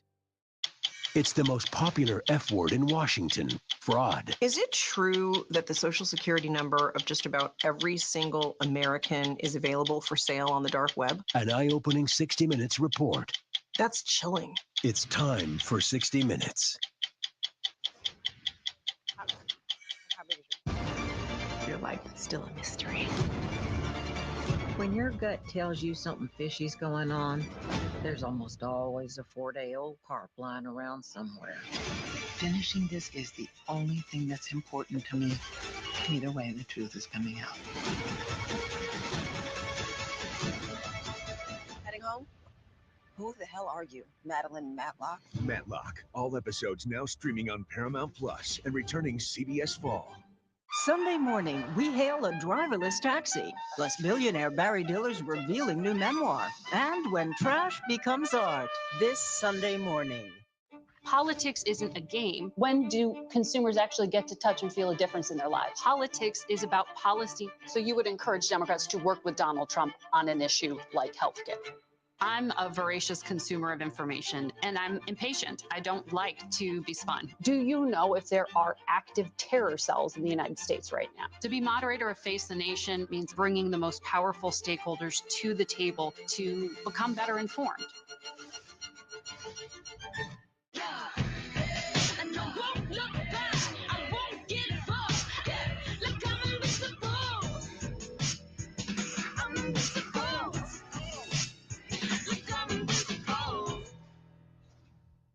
It was almost like being face to face with the devil. 48 hours reports. I fought and fought. 911, what is your emergency? She disappeared off the face of the earth. Stream 48 hours, 24/7. Elspeth, I thought I saw you. And then I thought, well, who else could it be? Dressed as a member of the Lollipop Guild. I work with the police. I like my outlandish theories with a heavy dose of evidence. Nice alibi, by the way. Can you be careful with that? Whoever did this is still out there. And I do love a mystery. Elsbeth, all episodes now streaming on Paramount Plus and returning CBS Fall. Welcome back. Today, we mark 24 years since the 9/11 attacks, remembering the more than 2,900 people who died that day. 4 planes crashed into the World Trade Center, the Pentagon, and a field in Shanksville, Pennsylvania. We have seen tributes in all these places today, and those remembrances, they're coming up right here on CBS News 24/7. But now we want to go back to that breaking news on the Charlie Kirk shooting. The FBI released these images. They show a potential new person of interest in the case. Meanwhile, President Trump ordered all flags throughout the U.S. to be lowered to half-mast after the shooting death of the Turning Point USA founder at an event in Utah yesterday. The president says, quote, "No one understood or had the heart of the youth in the United States of America better than Charlie." Let's bring in CBS News White House reporter Olivia Rinaldi for much more on this. Olivia, good to see you again today. The president, he released a video statement right after Kirk's death. Can you break down what he had to say about Kirk?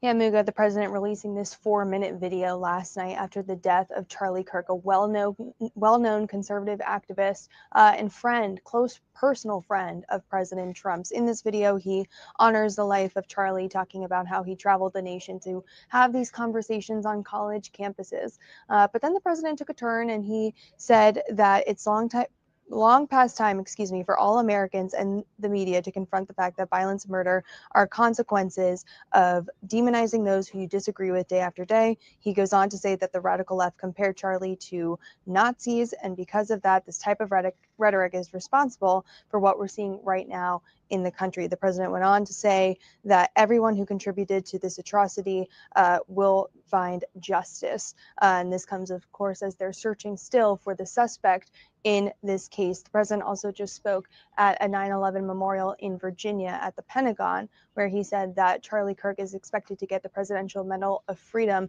posthumously. He will be giving that to his family at some point, of course, after the death of Charlie Kirk.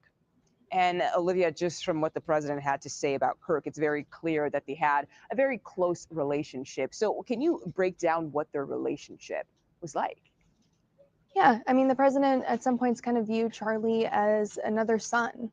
And he was a very close family friend of the Trumps. He was very close with Don Jr., with Eric, with Lara.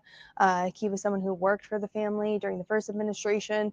He remained a close political advisor to President Trump when he left office. And then during the 2024 campaign, really became the juggernaut that helped Trump gather the youth vote. You know, Charlie Kirk was someone who was often seen on college campuses working on those mid-propensity voters. Those are voters who are likely to vote, but maybe just haven't made a plan to, or, you know, need a little prompting. He was the one that they deployed to gather all of the youth vote on college campuses.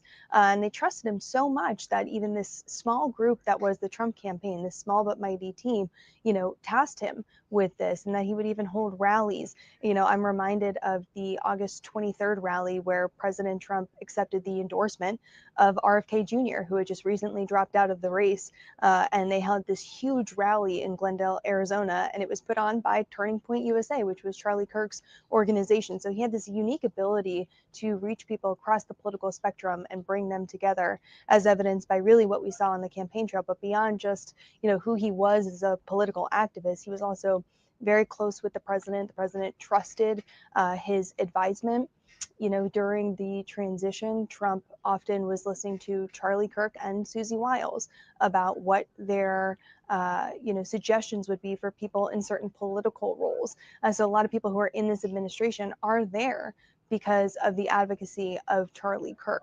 And they certainly feel that. White House officials that I've spoken with certainly, you know, honor him and are devastated by this loss. So it's not just the president, but it really has reverberated through the entire administration. All that to say as well, Vice President Vance was extremely, extremely close with Charlie Kirk. They were very good friends, and even Charlie Kirk advocated that he should be the vice presidential pick, often saying it's Vance and there's no competition. So we know the vice president is traveling to Utah today to go meet with his family in what is surely to be a very heartbreaking moment in this administration. And I'm sure it will be.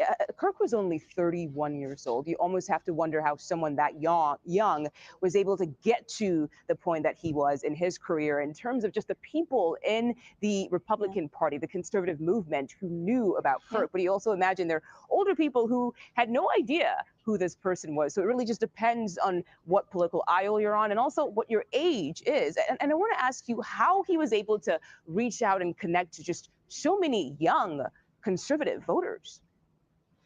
Yeah, I mean, I think it was two things. It was dedication and just a kind of pulse on the young conservative movement.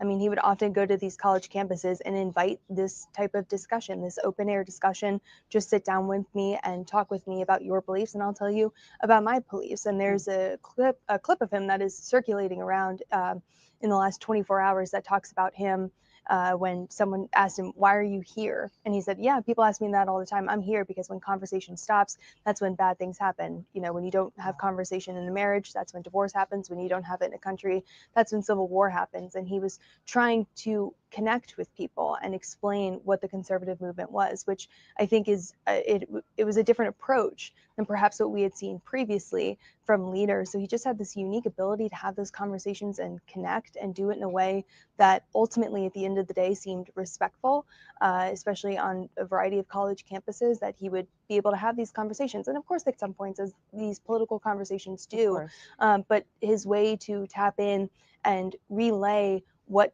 the youth were feeling, what Gen Z was feeling to the Trump campaign, proved to be invaluable because they increased their numbers of youth voters by strides.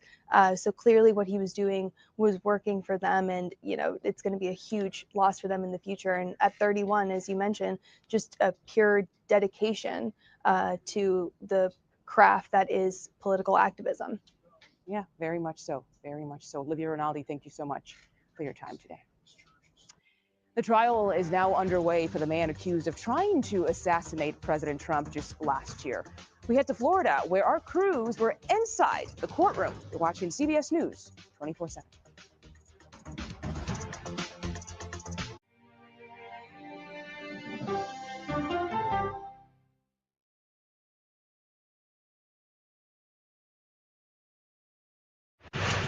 We're NCIS. Do you guys want to see me do the cha-cha slide? Can we get to the body, please? Right. Oh, what's got you so punchy lately? Not punchy, passionate. This is a great team for what? We're NCIS. NCIS, all episodes now streaming on Paramount Plus and returning CBS Fall. No matter how you start your day, one thing is clear. Actually, two things. Pretty sure it's three. Guys, whether it's news, money, health, or wellness, sports, movies, or even inspiration. Clearly, CBS Mornings is the place to be. That's like 7 things. Okay, clearly, I'm bad at math, always been. Clearly, CBS Mornings, weekdays at 7 on CBS. We can start whenever you're ready. Ready? Yeah. No, stop! Wrong pedal, other pedal. Oh, he's in a wheelchair. What do you want? Come on, stop the car. That's a kid. Give it to me.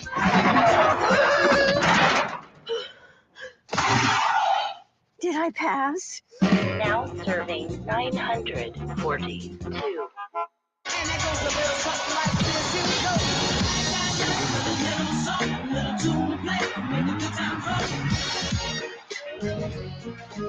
Go to the ends of the earth. We'll hit the heights. A great adventure together. And reach for the stars. Star power. I like it. So cool. But wait, there's more. Experience thought-provoking. Something that's undeniable. With mindfulness. Innovative. Magical. It's like being a child. And truly original reporting. How'd you do your research? I tell a good story. Because there's always something new under the sun on CBS Sunday morning.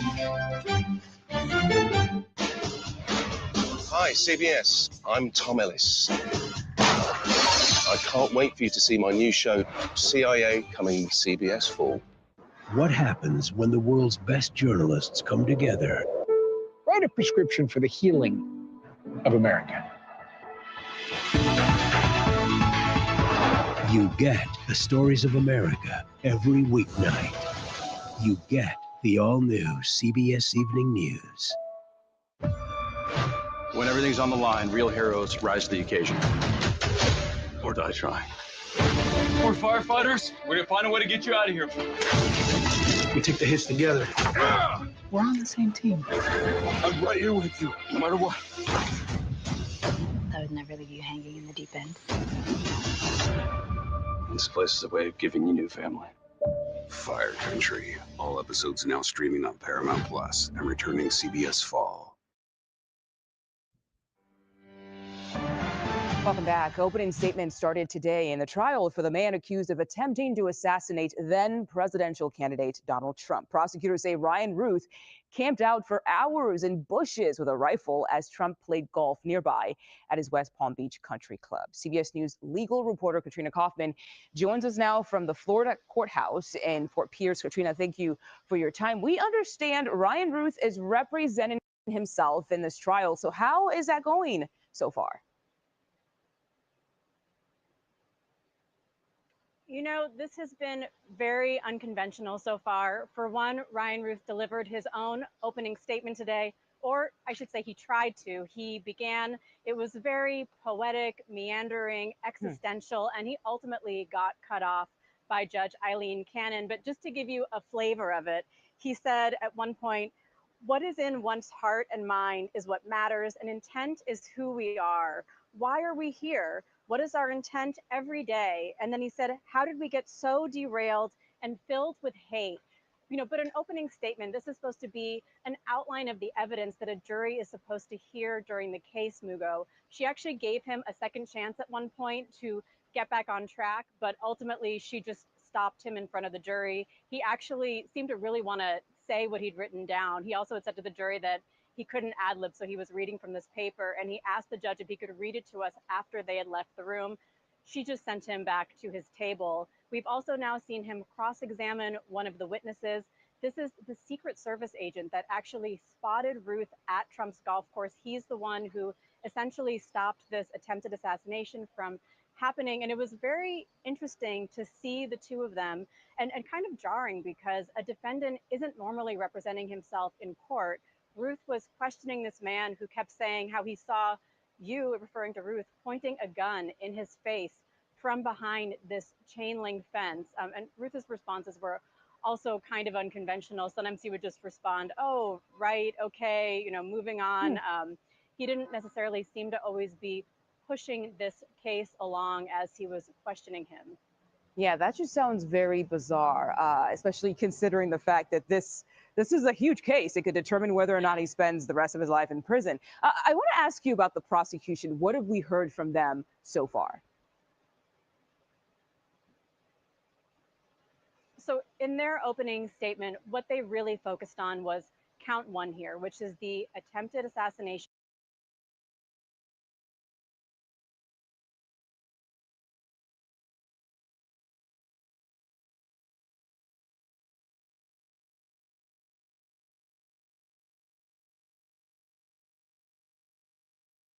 That he used to try to shoot Donald Trump. Ryan Ruth is a felon. The jury knows that, and he was not supposed to be able to purchase that firearm. He then went from Greensboro down to West Palm Beach, where over a number of days he went back and forth to Trump's golf course about 17 times, often in the middle of the night. He used multiple aliases, multiple license plates, all of this to, they say, shield what he was doing. They also say that there are writings where essentially he expresses what he was going to do here. And with their first witness, they spent a lot of time laying the groundwork for these charges, both the charge of the attempted assassination and a lot of these other charges are related to firearm possession. So they had the Secret Service agent tell in detail what happened that day, how Trump was golfing on the fifth hole. This Secret Service agent was assigned that day to sort of look ahead, do a look at the site, make sure that everything was secure, and he spotted a face in the bushes. Initially, he said he thought it was a homeless man, and he said, "Hey, sir," just trying to be friendly. Then he noticed the barrel of a rifle moving towards him. This was on the sixth hole, so very close to where Trump was at that time. So we've just seen in detail the fence, the shrubbery, the outline of all this, how it took place. The prosecution also said we're going to hear from Tommy McGee. This is another witness who actually saw Ruth running out of the bushes that day, managed to get his license plate and give that to the police and help them track him down. All right, Katrina Kaufman, some very interesting details in the courtroom today. Appreciate you bringing us all of that information. Okay, let's stay in Florida and go live to Miami for the potential of more flooding out there. Meteorologist Jessica Birch joining us now. I know yesterday we were talking about that beautiful shot, and then you're like, yeah, but it's really, really muggy. And then you have the potential for flooding, and it's just sounds messy. Exactly. Well, we're dealing with on and off thunderstorms widespread throughout the state of Florida once again today. Throughout the past 3 days, we've seen over 8 inches in Miami just at the airport. And we're tracking those numbers closely as we head into the next 24 to 48 hours because there's more where that came from. It's another day of stormy weather in places like Melbourne. Are they already up to 4 inches so far? We could see an additional 2 inches locally as we head into the evening hours tonight, early morning hours tomorrow. So let's track that right now. You head all the way down into places like the Tampa